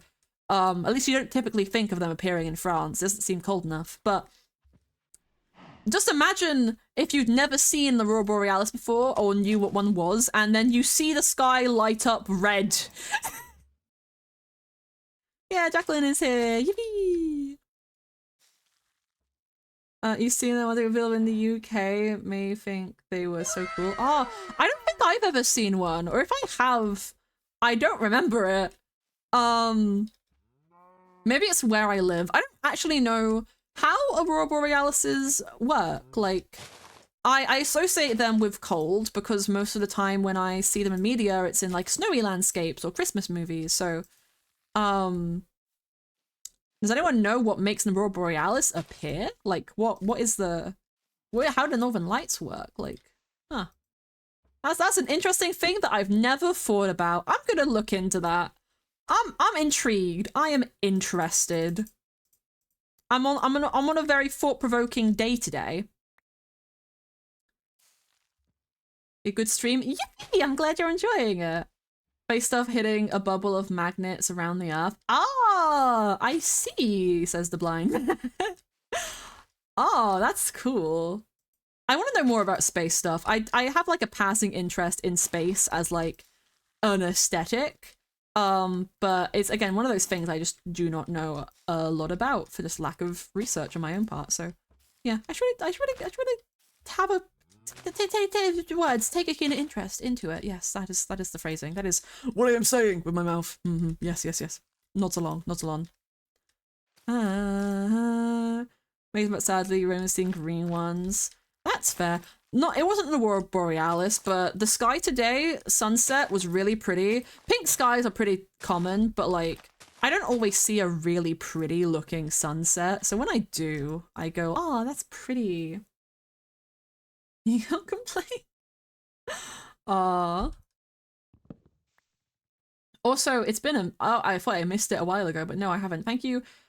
Chevy Lee Gaming, I'm so sorry if I pronounced that wrong. I am dyslexic, but thank you so much for the follow. I hope you're enjoying the stream today. Hope you're having a lovely time. Another Penelope Scott song. We enjoy this woman. Are they a woman? They might not be a woman. I do not remember. I apologize to Penelope Scott profusely. I do not know your gender. I assumed and I should not. All around girls in my ground. There was space stuff 4 days ago, so that's why they might have been visible today. There was space stuff today, so they might be visible in a few days. Ooh, fun. That's so fun. I like space stuff. Most exciting space stuff that we usually get is like eclipses. That's a really fun video that I watched about celestial alignments, which like narratively, like celestial alignments are usually like big cosmic events that are important in plot. So a great example is in Avatar: The Last Airbender. Sozin's comet is a celestial alignment, a comet that marks on like a very like important like benchmark of the series. Eclipses and that sort of stuff get used a lot more commonly. I think there is also an eclipse in Avatar. There's the Day of Black Sun, I believe, a solar eclipse, where like all the firebenders can't use their power because the sun is gone. It disappears for a couple of minutes, which is interesting how that works. But I think there's also some of that in other media, like haven't watched it myself, but what is it called? Full Metal Alchemist Brotherhood, I'm pretty sure, has an eclipse of some kind as part of that story as well. So they're very fun. You said it right. Yippee! Mine a walk in the water bucket. Ah, yes. Thank you. I think it was a small area, so I didn't bother, but I appreciate the reminder very muchly. I have it on my hotbar, so hopefully I will remember it. Here we go. Cause I'll rhyme, that it's in my rhyme. Whoa, whoa, whoa, whoa. Yeah, there's just a couple. What about it? Yeah, because we can't, if we blow meal the moss, mushrooms will stop it like this. They will stop it from boning. Mushrooms stop the ground from being boned, so we have to destroy them. We have to destroy them. Mushrooms. I'm gonna stop. I know. I don't know if you caught what I was going to say. I kind of squeaked out, but we're gonna stop there. Can't bone one mushroom. Yep. Big magnet. Sun throws a lot of stuff at it because angry. The magnet tries to keep stuff from hitting us, so hitting it makes auroras, shooting stars. Yeah, I think one thing I know about space stuff is Mars is technically the most inhabitable planet other than the Earth for human life, but I don't think it has an atmosphere, which means those like spatial events will just kind of, you know, destroy it very easily in comparison to the Earth, or they'd have to like somehow make a fake atmosphere or like a Fox atmosphere. Well, it would work the same way, but they'd have to like make an atmosphere for it, which I don't think would work. Out of Pillar before? Is that a game? It sounds vaguely recognizable. Actually, that's something that I kind of want to do at some point. First of all, Tiny Glade I think has a demo out right now, and I've been waiting on that game for ages. So like I'm having like a cozy autumn this year, not a spooky autumn. Last year was a spooky autumn. This year's a cozy autumn. So I wanna continue the tradition of me playing a couple of like different non-Minecrafty games, even though I know, you know, they're gonna do less well, but we're gonna have fun with it. Because, you know, it's not all about numbers, Patricia. Is the most inhabitable near our star. There's others really far away, closer to Earth, but none are really right. Ah, okay. I think I got that tidbit wrong then. It was one of the planets that was like, this would be great, and if it only had an atmosphere.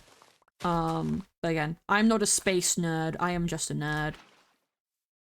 But yeah, I want to play Tiny Glade at some point, but it's just kind of like a little city builder thing, so I'm not sure how engaging that would be for stream. There is a game that gets a demo releasing at the end of this month. I don't actually know the name of it, but you guys might have seen it on TikTok. It's a city, but wow, you really just don't want to get rid of it, do you?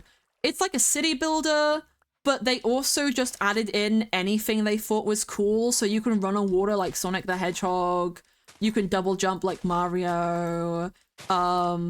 If your townspeople start to hate you, they will come and attack you, and then you have to fight them.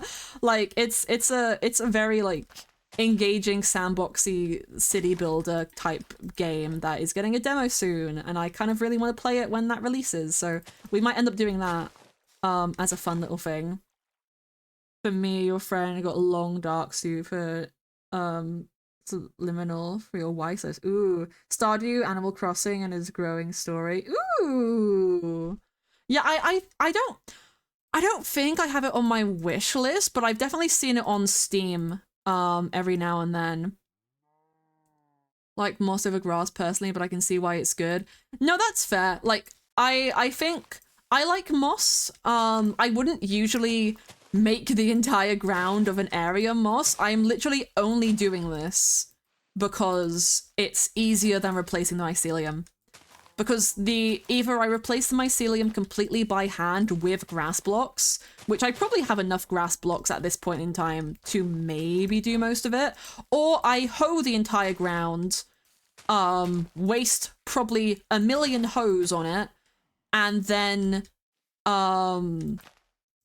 like let the grass grow back itself, which could have been an option, but I decided this to be faster and less mind numbing. I mean, it's mind numbing, but it's in like, this is a repetitive task that I don't have to think about. Like I've actively looked away from my PC while doing this and still been able to keep like on track and on task because it's just repetitive motions where I think sitting and watching grass grow is the equivalent of watching paint dry. And you guys wouldn't even have to sit through it. I would have to sit through it, and I would not be happy about it. It's like AFKing. I don't really want to AFK if I'm not getting a benefit from it, and the only benefit of getting grass is a slightly prettier area. Can you home mycelium in Java? I believe so. I have a homie right now. No, you can't! Well, that was something that I did not realize, and now I'm extra happy that I did it this way instead of just trying to do it the other way. Yeah, that means the only way to replace mycelium is literally to mine it all up or cover it up. Oh, that's a nightmare. That's an actual living nightmare. Yeah, no, this is, yeah, we're doing this. We're doing this for all of the islands. We'll definitely be trimming a lot of this stuff away. Which will also take a while, but a lot of it can just be like water buckets, and all of the bushes can just be like harvested. So this is the lesser of two evils to me. I have infinite bones. This is a lesser of two evils to me. That was, wow, why can't you home mycelium? Why is this annoying? I should have learnt this. I literally watched the Hermitcraft Mycelium War, like, in its entirety, and I did not know this. Guess hindsight is really is 2020. Oh, God. Maybe I just have a shit memory. Can you shovel mycelium into paths? You can! But that doesn't do anything, really. Because path blocks... Grass will not grow over path blocks. Grass will not regrow over path blocks, you still have to destroy it. You can't jump on a path block for it to become dirt. You just have to actually still destroy it. It just stops it from being like mycelium. So it doesn't even fix the problem. It just gives you a different problem. Yeah, exactly. I don't know how I feel about this song. We'll listen to it through. It's a weird one. It's by like the "You Want a Taste of My Brain" person. But I haven't actually listened to this one in full, so it might come off the playlist. Who knows? Can you hoe a path block?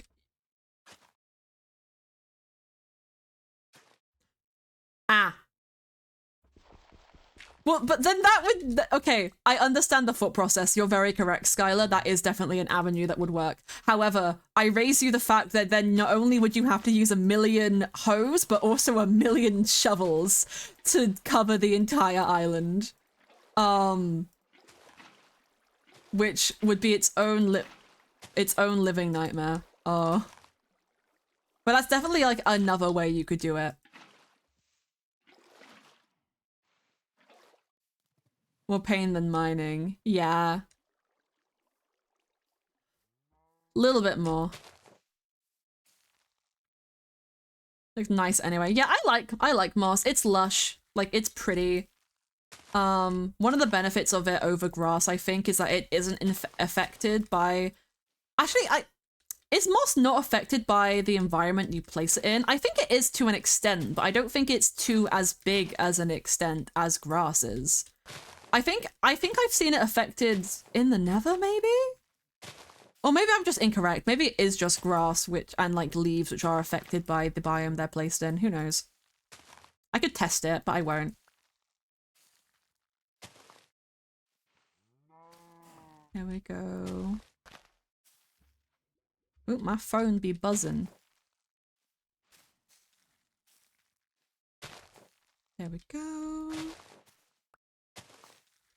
You love using moss? I like using moss. I think it's a very fun thing. I like its spreadability, like what we're using it for right now. I like that it's a item that just kind of consumes things.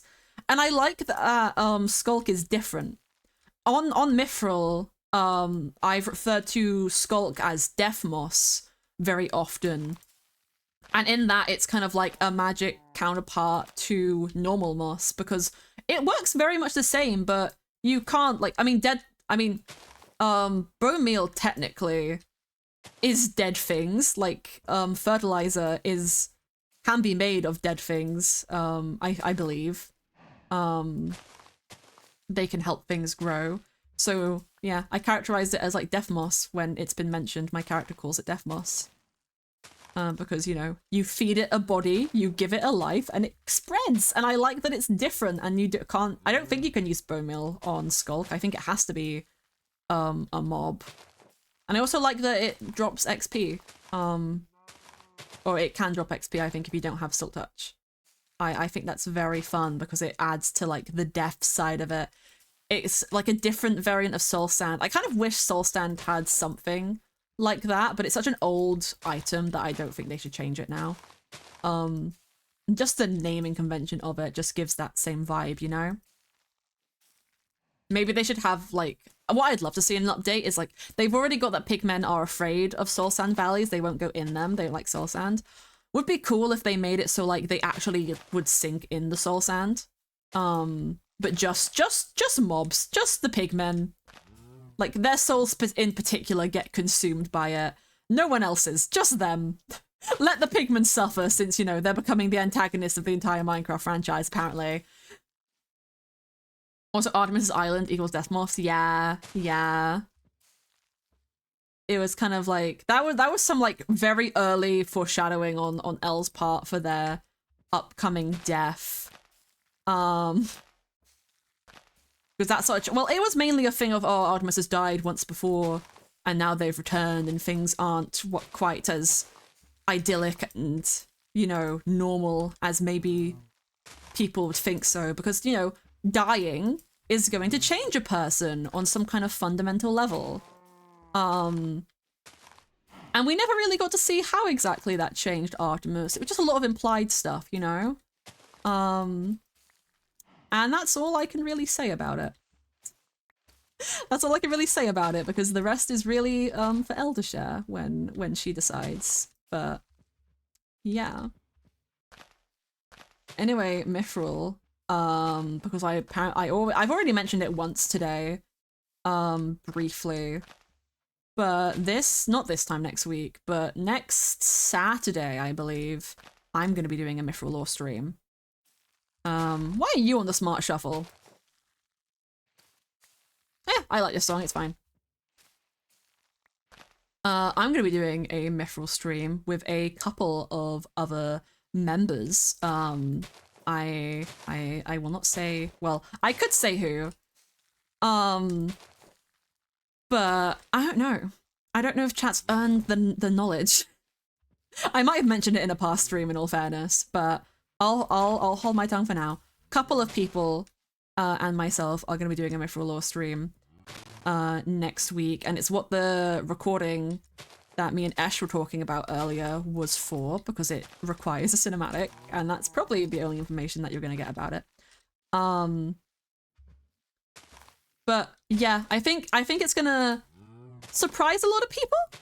And I hope it'll be in a good way. But we'll just have to see, really. And that's about as much as you're gonna get from me. I mean, it could be a surprise in a bad way. I could be shitting on you. Someone could die. Someone could die and I could be straight up lying to you, but no. Have you body acted for this cinematic? You were going to body act for this cinematic, but we had too many people, so we let you go do anything else. But Esh was in it. Someone could always die, it's Mithril. I mean, you're not wrong. That one, yeah. So Esh knows what's gonna happen in it, actually. Or Esh has a feeling. Esh doesn't know what the twist is. But, I mean, people who have been in the recordings for the finale might be able to work it out.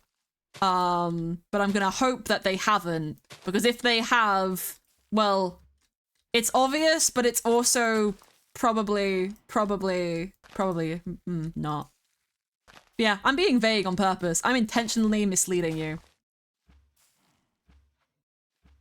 Esh knows. You have an inkling? Well, I hope you enjoy that inkling. I will actually be very curious to see what people specifically who's helped out with body acting, if they realize if they had an idea of what was going to happen after the fact or not. Be lying, who knows? I could be lying, who knows? But we'll see. It's something that has been given a bit of build up, but it depends on whose perspective of the SMP you've watched. Because one specific person's perspective has had this, I wouldn't say foreshadowing. I'd say multiple perspectives have had foreshadowing for it, and seeds have been planted, but there's one person's POV in particular who kind of had like the explanation in it, and it was an explanation under a different context, and once you realize what the real context it applies to is, it'll make more sense. But yeah, that's all I'm gonna be saying. So you probably haven't seen it. Well, honestly, not a lot has been going on. Oh, that's one thing I will also put. Mithril Monthly is gonna happen eventually. I'm literally waiting on just a few more catch-ups. And they're important ones, and I don't want to skip out on doing them, so I'm just waiting on some final notes still. And hopefully, I don't know when I'm gonna get them. I'm hoping before the end of the month we'll get to have a Mithril Monthly, because that will feel quite nice if we can do that. And then you'll all get your recaps. I've held off from posting anything into the Discord about the catch-ups that I've written so far.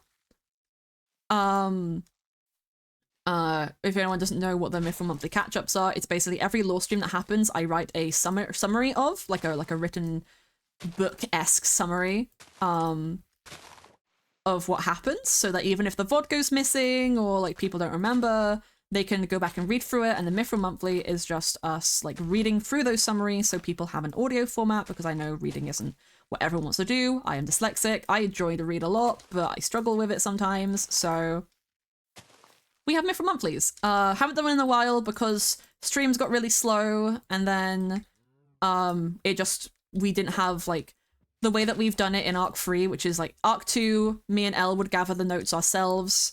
So it was just kind of up to the two of us. But to take some weight off our shoulders, we got the members to write their own catch-ups, but a lot of them have busier schedules than me and Elle did in Arc 2, so it is kind of changed the process of some things. But yeah, my plan is to hopefully have one before the end of the month, and then we'll see how things go from there, honestly. But yeah, as soon as those final ones are written, those last two are written. Well, it's not just two more that I have to write, but all the ones I have to write I can get done in a day, and once I have the notes, I can post all the ones I already have written in the Discord for people to read, and get caught up and know what's going on presently. Because I've had to reorder a couple of the streams, which aren't the order that they were streamed in, but like continuity make more sense to be ordered as such. And yeah, it's just a whole thing. Thank you for the biddies, Jacqueline. Thank you so much. But yeah, that's the Mithril news for y'all. I've always got to have one little bit talking about it until it ends. It's kind of required about this. Oh yeah, get your daily draws in, guys. Get those. Gonna get your cards. I didn't realize the song was on this playlist. I quite like it. Boop. Whoa, you scared me, cow. Thank you for the boop. Ah. I've been boop. We're getting very close to finishing the island, which I'm very glad for. Because I'm getting a little bit tired, running out of steam a little bit. Running out of things to talk about, which I think is also why I brought Mithril up, because it's an easy thing to talk about. I'd love to talk about some of my plans for Halloween. I don't have a lot of stuff set in stone yet other than a new thing that I've been invited to be a part of, which I cannot talk about yet because it's not happening. But all I will say is that you guys might be able to get involved with it. It'll be a little bit more of a viewer experience, kind of reminiscent of something that I've done in the past, but a new flavor of it. So that'll be fun for Halloween. I have a theme for Halloween skins this year. I'm doing like anti-heroes slash characters who have appeared as villains at some point in whatever media they are in. So I'll just say I'm doing a different one each week. Some of them are group costumes with some of my friends. But I will say one of them is a Lego Monkey Kid character because of course it is. That was the first one that I made because I needed the Halloween skin specifically for the thing that I can't talk about yet. And I rushed to make one and I went, yes, Macaque Lego Monkey Kid.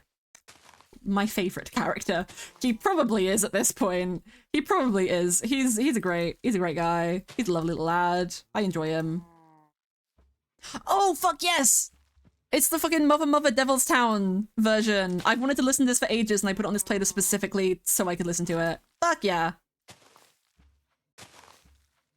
This bit like here like almost sounds like Hayloft. I know it's not meant to, but it might just be because it's Mother style and association. Association, that is a sentence. Dumb again. She's mad. At least that's what they say. I missed something over here. Wow. Daddy aren't in love.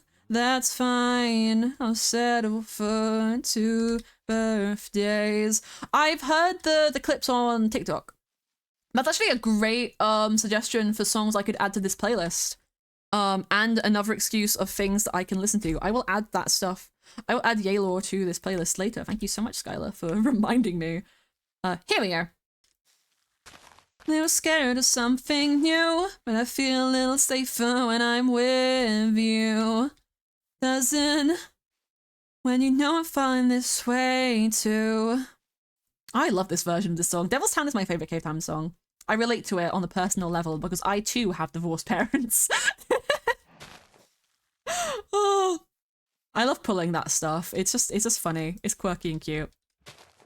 It's fine. Your song so much. They're releasing more later this month. I can't wait. Really? Oh yes. I'm excited about that. I'm very excited about that. There's something worth remembering. Spiders in your favorite shoes. Just leave them because they're more scared of you. Show your house. I'm homeless. I mean, technically I have a house down here. We'll go there at the end of the stream. But I'm currently bone mealing the moss on this island because I'm going to be moving my house here. I'm going to be building a more permanent settlement. That was just my starter home, as they would say in the Sims 4 community. But yeah, I can show my old shitty house once we're done mossing this place, which we should be in the next couple of minutes, because we don't have too much ground left to cover, honestly.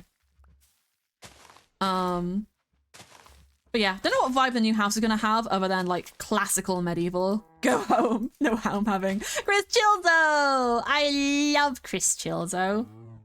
Or it's like chemical grass? I don't know what chemical grass. I know what My Chemical Romance is. they're pretty cool. Something new. Hello, Chris Childo. Hello, sir. I've missed you, my friend. I've missed you. We love a good Chris Chilzo in this household. I don't know what accent I'm doing. It's kind of like a weird British one, which is weird because I'm already weird and British. Garden, you'll find something waiting right the way you left it, lying upside down. Your emo is showing. We were talking about Skillet earlier and Linkin Park, because Linkin Park's got a new singer, so like, of course it is. Slider, slider, when we turn it around, everything stays right where you left it. I haven't heard this version. Mathematic Pony, thank you. Hey, this is jazzy. I love Mathematic Pony's covers. Lightly, daily and nightly, in little ways, everything stays. Being recommended a new replay mod and it's kind of goated. Ayo, share with the class, or at least share with me, friend. I will steal it. I will never get over how good Mars Marzocchi's replay mod abilities are. Like, I cannot fathom it. Like, when we were doing the fawn animatic, I was like, I don't know how you're gonna do this. And then he edited it and showed it to me and I was like, what the fuck? How did you do that? Because I can use replay mod. I understand how it works, but I can't do that. Maybe I just haven't tried hard enough, honestly. Haven't used it for long enough. But, he's talented and he will never admit it, but he is. Oh, I love Mars Marzocchi. He'll never watch this video to find out. He'll never hear me singing his praises, but we will know. And someone will write me out. It's called Flashback. Huh. I'll look into that. I'll look into that. You have piqued my interest as someone who has many a Minecraft cinematic to record and edit right now. You've piqued my interest, good friend. Like this song. This song is good. This is a very good song. Speaking of Mother, more Mother music. Mother's I don't remember what this album is called. It's the one which has Body on it, which has the fish one that Hayloft originated from. But they've got like pretty spooky vibes with some of the songs in it. They got Ghosting, Body, Burning Pile in some degree.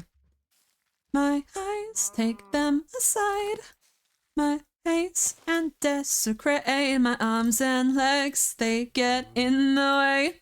My hands, they'll understand.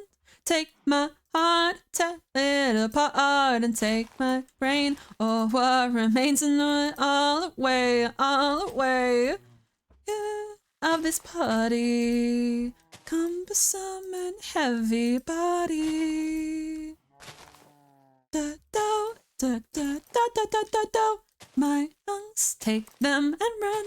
Take my tongue, go have some fun. His Little Pistol, is that another one? I think it's the same one as Little Pistol, yeah. I do believe so. I was gonna say it's the same one as like Free Sticks. Or not Free Sticks, but maybe it's just called Sticks. What is that song called? I don't remember. But yeah, I think it is. A lot of their like iconic songs come from this album. I do believe so. I do believe.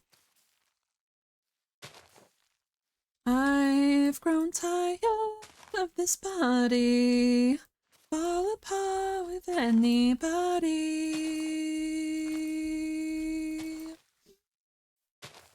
Take my eyes, take them aside. Take my brain, and with the crate, arms and legs get in the way. Be saved. I was gonna try sing the name of that follow whilst I was doing that bit, and then I saw what the name of that follow was and realized I could not pronounce it. That is keyboard spam. Thank you so much for the follow. Thank you so much for the follow, keyboard spam. Dumb and heavy body. I've grown tired of this body. I love Mother. I had like a massive Mother phase. It was probably when Hayloft started getting big. Hayloft definitely isn't my favorite song. I like Hayloft too. Probably not more than Hayloft, but I like it a lot. I don't know what my favorite Mother song would be though. I feel like it's a cop-out if I say the Devil's Town like cover. It feels weird saying a cover is my favorite song by any artist, honestly. But I am struggling to think of the names of a lot of their songs. But I like a lot of them. I like quite a lot of them. They're very good. Oh, thank you for the bless you as well. I instantly forgot that I had sneezed. Everybody. Wow, wow, wow, wow, wow. Here we go.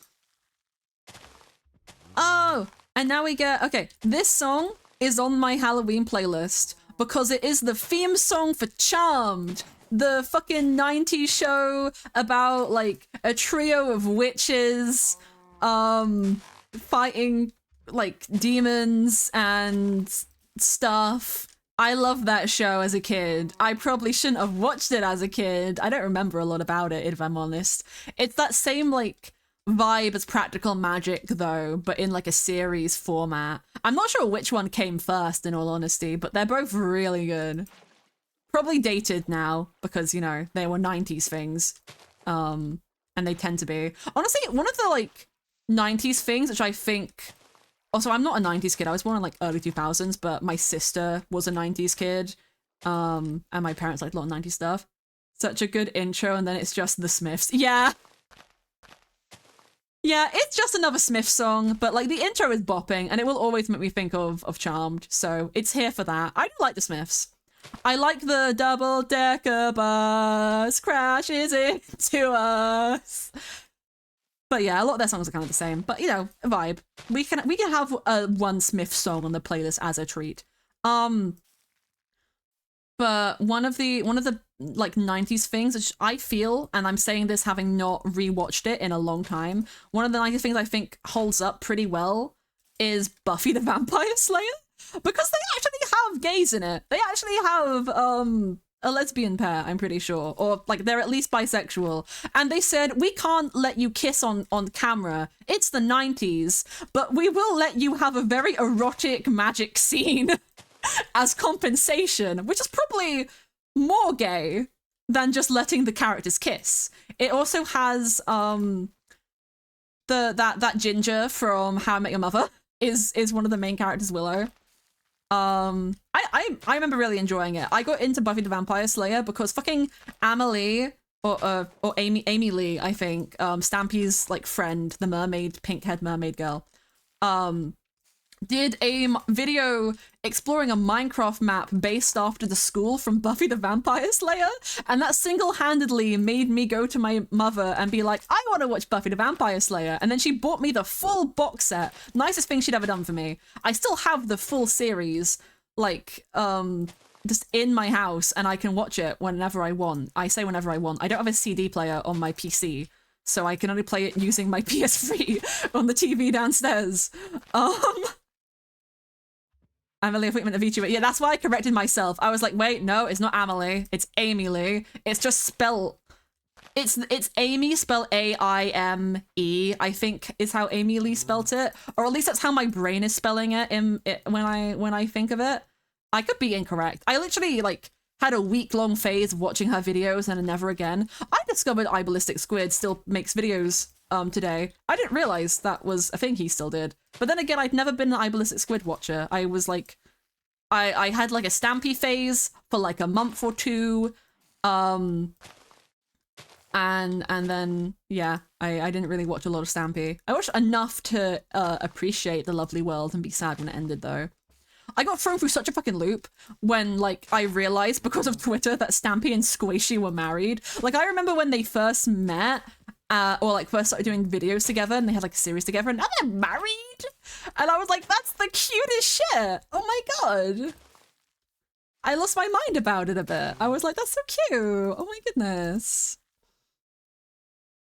Lee's covers years ago, and a few weeks ago I realized she's the same Amelie who makes videos with Sayu. Yeah! I had like a similar experience, but it was more... I think I discovered Sayu from her, but I found her VTuber stuff on TikTok and then like backtracked to realize she's the person who made a bunch of the covers that I used to listen to, like the Hell of a Team, that one really good Has Been Hotel fan song. She's also done a lot of covers for like Fire Emblem music. Like, she has a cover of the Fire Emblem Fate is a shit video game, but it has one of the best like songs in all of like video games I've ever heard, called Lost in Thoughts All Alone. It's so good that they literally like ripped part of the motif for it into like a melody in Three Houses, which it has nothing to do with, or they tried to like encapsulate the same energy with like a hummed melody, and it's like it didn't hit, but it was cute. But that song has 3 versions. It has a version for Birthright, which is like the good game, Conquest, which is the evil route game, and then Rebirth, which is like you get to play both sides and get the true ending. And yeah, that whole game is like, Fire Emblem Fates is all a mess. I would recommend watching someone play it instead of playing it yourself if you want to get into Fire Emblem, because it's also not great on the combat side either, in my opinion. Having played it briefly, it's one of the few Fire Emblem games that I own. But Lost in Thoughts All Alone is a beautiful song, and Amelie made like a 7-minute song version of it, which encapsulates all versions, basically. And it's beautiful because Amelie is a beautiful singer. Such a good song. Yeah. Yeah, the character who sings it in Fire Emblem is Azula, or not Azula, Azura. Or yeah, Azura, I think her name is. I can't pronounce it. It's a weird game. So like the set piece of Fire Emblem Fates is that the Kingdom of Nor, which is like very like Germanic inspired, it seems like very classical medieval, I guess is the better way to put it. European medieval inspired kingdom are planning to take over the world. You are a princess of Nor. You have 5 siblings, and fuck you. Sorry, I wasn't expecting that. Trident guy though, we gotta fight him.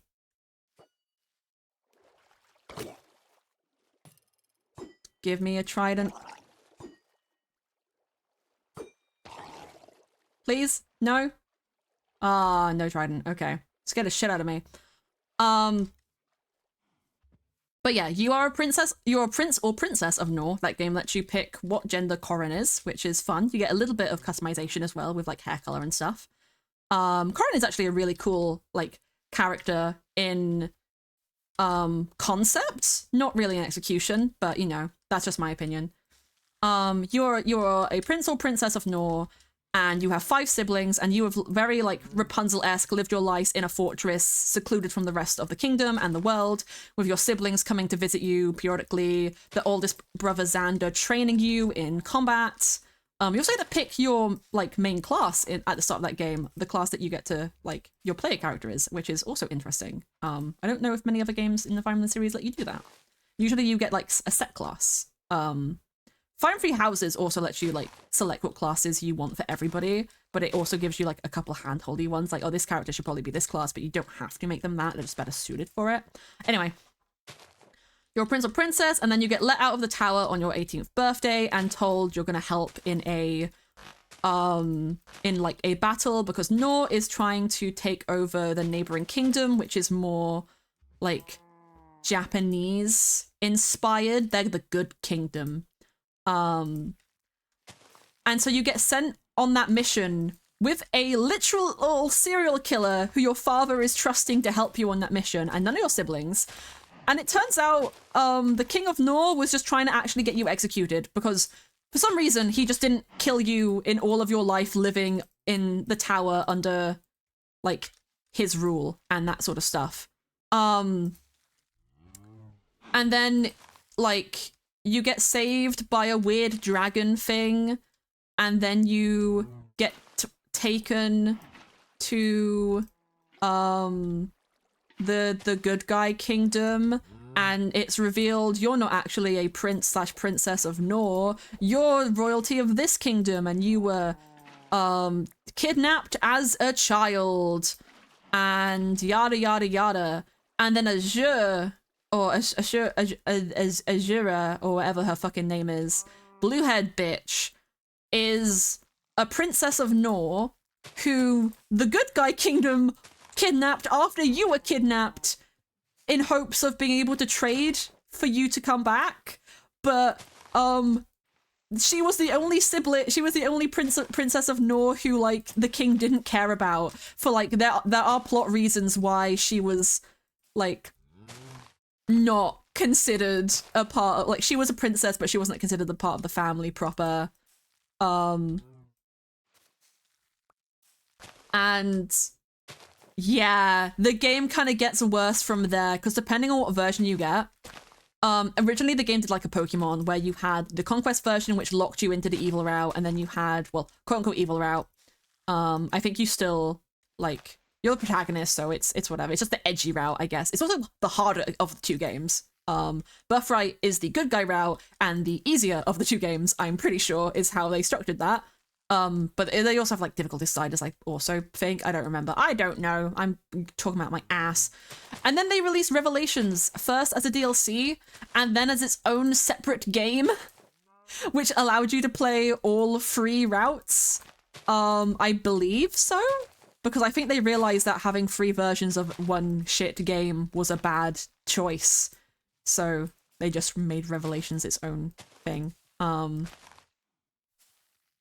But yeah, it just got messier from there. And because one of the big twists of the game is that you're not actually a princess of either place, there's a lot of incest that you can do.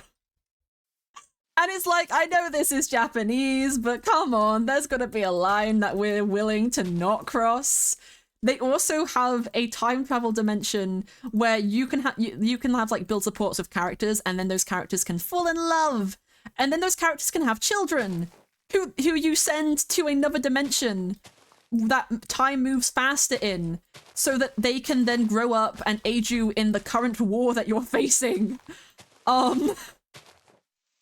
And they also bring in characters from other games of the series through the same convoluted time travel plots, and it's bad. It's bad.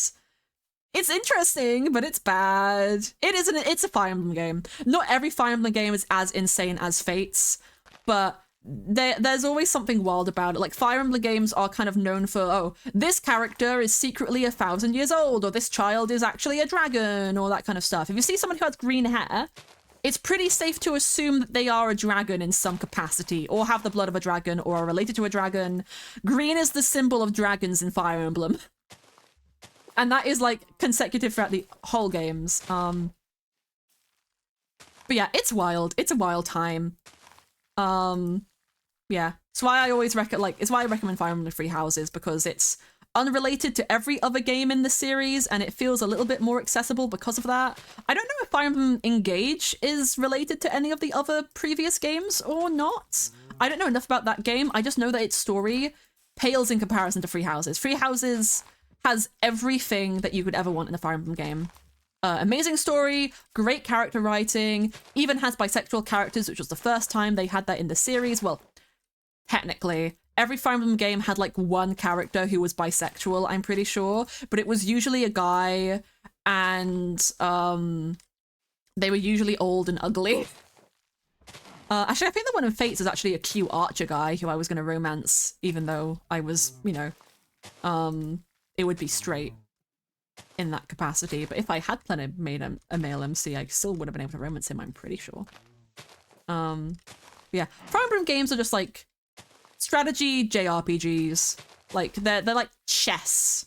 They're turn-based, but not like you take a turn, I take a turn. It's I take a turn and move all of my pieces, and then you take a turn and move all of your pieces. And it's very fun and engaging combat. I very much enjoy it. I got into it because a friend of mine, or I watched a bunch of YouTube videos about like Fates, because that was the most recent one that came out when I was interested in the series. And then Fire Emblem Three Houses came out, and my friend at college was like, hey, I like Fire Emblem a lot, I'm playing this game. And I was like, oh, do you recommend it? And she was like, yeah. And I was like, oh, I'll play it then. And then I played it, and it's one of my favorite games ever. I love Edelgard. She is beautiful, and I don't care what people say. She can conquer the world all she wants. She's allowed. She has trauma. That doesn't justify it, but, you know, I approve of her specifically. I prefer her to Dimitri, at least. Dimitri, actually, the voice actor for Dimitri also voices...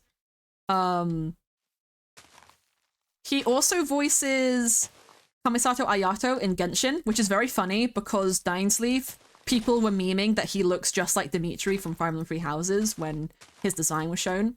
But he also voices Raru from Legend of Zelda Tears of the Kingdom, which is cool. He does the exact same voice that he does for Dimitri. It's the same one, but it's good. I like it. You can do the same voice over different games. He's a regal character. It's just the posh voice, you know. Raru, I prefer Raru's character in Tears of the Kingdom to Dimitri's character. I did romance Dimitri in the Blue Lions route of Theme Bob, but that was more for my sister's sake, because honestly, I'd take Felix any day.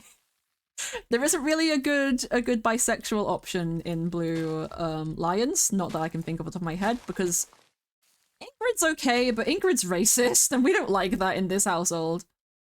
She gets better, but she starts off that game pretty bad. Yeah. Fire Emblem games are interesting. I highly recommend them. This is the second time I've talked about Fire Emblem this stream, so that's fun. And this all just came from just thinking about Amelie. Here's the fun thing about Amelie. Amelie's a voice actor, and she's friends with Sayu. I like Sayu a lot. He's cool. He voices a lot of my favorite characters, such as Macaque from Lego Monkey Kid. He voices him from season 4 onwards, because the previous voice actor, I want to say Billy Kesmit, I don't remember his last name, passed away after the first, after recording only 2 of his lines for season 4, which they put in this show, which I'm very happy for, but miss him. He was so good. He did so good, and we cry about it, but, you know, Alejandro Saab, aka Sayu, also is amazing in the role, and I'm vibing with it. I'm vibing. It's also funny because he'll just keep memeing with the fandom. Like, there's a very hot debate about who's taller, Macaque or Wukong, and he's like fed the fires. I think he said that Wukong is taller. But then again, he also told people that spicy noodles could happen, so that's just not gonna happen. That's a ship in the show between, like, 2 of the characters, and it's a gay ship, and the show is very heavily targeted towards, like, China, so I very much doubt. Plus, it's a kid's show, so, I mean, I say this, Owl House exists, but Owl House is, like, a little bit more teen-orientated in my mind than, like, full-on kid's show. It's got, like, that tween to teen energy that you kind of need for those romantic subplots to, like, make any sense to appear in the show proper and not just in a fandom space. But yeah, won't stop people from shipping it being a kid's show, but will stop them from making it canon. It's very, very funny. Very, very funny in my opinion. We literally have 10 minutes. Oh, now it's raining. We've got 10 minutes. Can I finish bone mealing this in 10 minutes? Probably not. Then we got Mitski. I don't actually listen to Mitski a lot. I can't even pronounce her name properly. But I'm vibing to it. Okay. See, this means it's pretty late, isn't it? Yep, it's almost midnight. Okay. I'm not staying up till fucking 1 AM again. I refuse. I refuse to stay up till 1 AM again, but, well, I refuse to be streaming till 1 AM again. I will probably still stay up till 1 AM after stream. I will be honest with you about that. But, you know, we're gonna vibe. Scrapbook pictures were supposed to be episodes. Oh, I probably heard that before, but I've forgotten. So now I'm just sad. The Owl House deserved better. I know. I thought I lost my bet again for a minute. Disney hates fun. I've heard kind of semi-related, because they're basically practically confirmed to be in the same continuity or like universe. But people are thinking that Gravity Falls might be getting a comeback, which I wouldn't hate, honestly. I think the thing about like some shows is they need to know when to end. I feel like that's an issue that comes more with like shows like The Office and stuff, like shows that are, yeah, I don't know how to put it. I don't think cartoons have as big a problem of, oh, this needs to end, because it takes not more effort to make a cartoon, but there's a lot of different things that go into it other than just like filming and getting actors around. Like, it's a lot of additional work and stuff. Let's place that there. Um, but yeah. I'd be excited if they brought Gravity Falls back in some way. I know the Book of Bill people have been going crazy about. Um, I wanted to get a copy myself, but they didn't sell it at my local bookstore, and I've already looked into shipping books from America over here, and yeah, this is Ghost Duet. Ghost Duet by Louis Zhong. I just found it on a cute playlist, and I was like, let's add this. Let's have a little spooky vibe. Yes. It's very cute. Oh, I like this one as well. This one is kind of like, it's not super Halloween-y, but I associate the vibe with autumn. That's what some of the songs on here are just. It's just me being like, this is autumnal to me. Tomorrow. I'll hide. But yeah, I haven't read the Book of Bill. I don't know a lot about what's in it. I've seen a couple things. I know they have that website where they were having stuff and they had the game theory bit of like, this is for you to figure out by yourself, guys. I'm not helping. I love MatPat just like cameoing in things like randomly. Like he's done like musicals. He's done everything. It's very fun. But yeah, it'd be interesting to see what would happen if they brought Gravity Falls back. I think one more summer of just seeing our little guys or just like seeing where they are now. I'd even take just like one little 20-minute episode just to be like, oh, reunion. But I also respect that they were like, no, we're doing 2 seasons. 2 seasons is all we need. 2 seasons is a story we want to tell. We are not going further than that. Because that can be hard when a show is successful to get a studio to agree with, or to like let you do, especially like Disney. I feel you had Sai's cover of Summer Giraffe from HSR. No, I have not. I know he recently got into Epic, so I'm excited to see any of the covers that he does for that. I haven't listened to a lot of his covers personally, I will admit. Amelie's I've listened to a lot because I knew her as a cover artist before I knew her as a VTuber, but I've only ever really known Sai was a VTuber, and also a voice actor. He also voices a character in the Persona 3 remake. Akihiko. I can't pronounce it.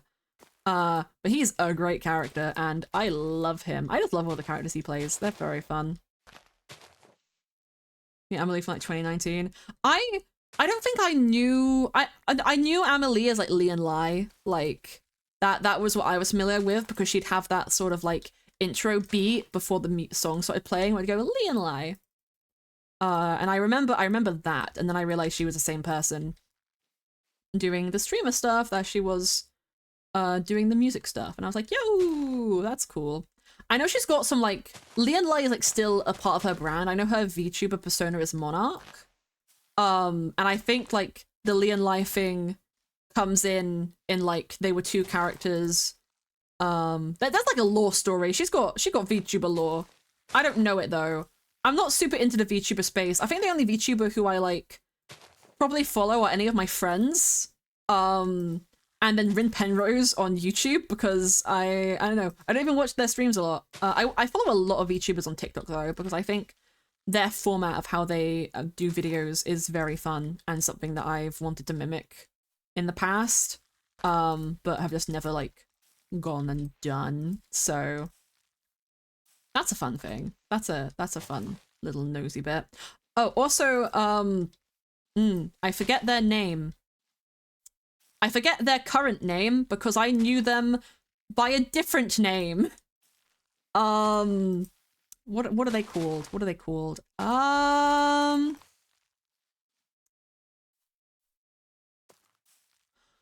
I'm completely forgetting their name now. Oh, I will literally go on my Twitter to look. But I don't think I'll even be able to find them on my Twitter very easily.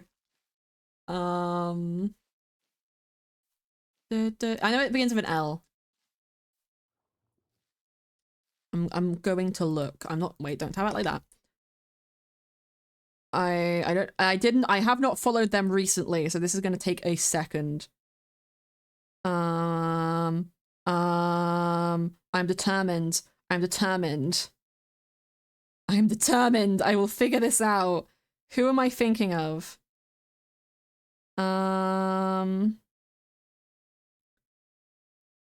If I search L. No. Oh. No, their name does not begin with an L. What is their name? They're the Spectra Libertina. That's who I'm thinking of. Yes, I follow them on Twitter. Because I knew them before they were hired. I don't think I can talk about their stuff because of contract things. So I'm just gonna avoid that. But I follow them. Haven't actually caught any of her streams since she started. But I should one of these days just to see what it's up. I've seen TikTok though. I've seen the TikTok. I'm about to say, are we done? But no, we're not done. We've got like these edge bits in the sand. Yeah, yeah. I love me and Chris Chilzer love that guy. Me and Chris Chilzer love that guy, and that's all we'll say. I don't know what I'm allowed to talk about or not, so I'm just gonna move on. But yeah, good VTuber, enjoyable VTuber. I like Rim Penrose on over on YouTube. Well, they have a Twitch as well. They do like multi-streaming. But they've done a couple like nice covers of songs that I enjoy. They do a lot of videos of RT Game, which I think is fun. Very British, which is also very fun. Yeah, just cute. Just cute. I think they had to ban Rambu's name in their chat because they also have like they have split dyed black and white hair and people kept comparing them, and I think they had to ban Rambu's name in their chat because of it. I don't actually have confirmation on that, but I think that must have happened. Given just the existence of the world. Da da da da da. Yeah, considering I have like 2 VTuber models now, I don't use them a lot unless I'm just chatting because my PC literally can't handle it. But I'm hoping to get some more RAM for Christmas. That is like the one thing I'm gonna put on my wish list. It's probably just like money or 2 8GB sticks of RAM. I need to figure out precisely what RAM works because I'm not super smart with hardware stuff. I don't know if the hardware I have right now is like back from like 2018, maybe 2019, so it's a little bit old. And I'm kind of just hoping that it's like still compatible with whatever stuff. I'm hoping there's no like things I have to worry about, but I'm just gonna have to look into it, which means I have to figure out what actual specs my PC has because I completely forgot. Okay, let's look at the map. Okay. There's a couple, like, dots, but I can handle those as and when I find them. Let's do, like, a nice big overview. It's literally just hit the 4-hour mark as well. Perfect timing, honestly.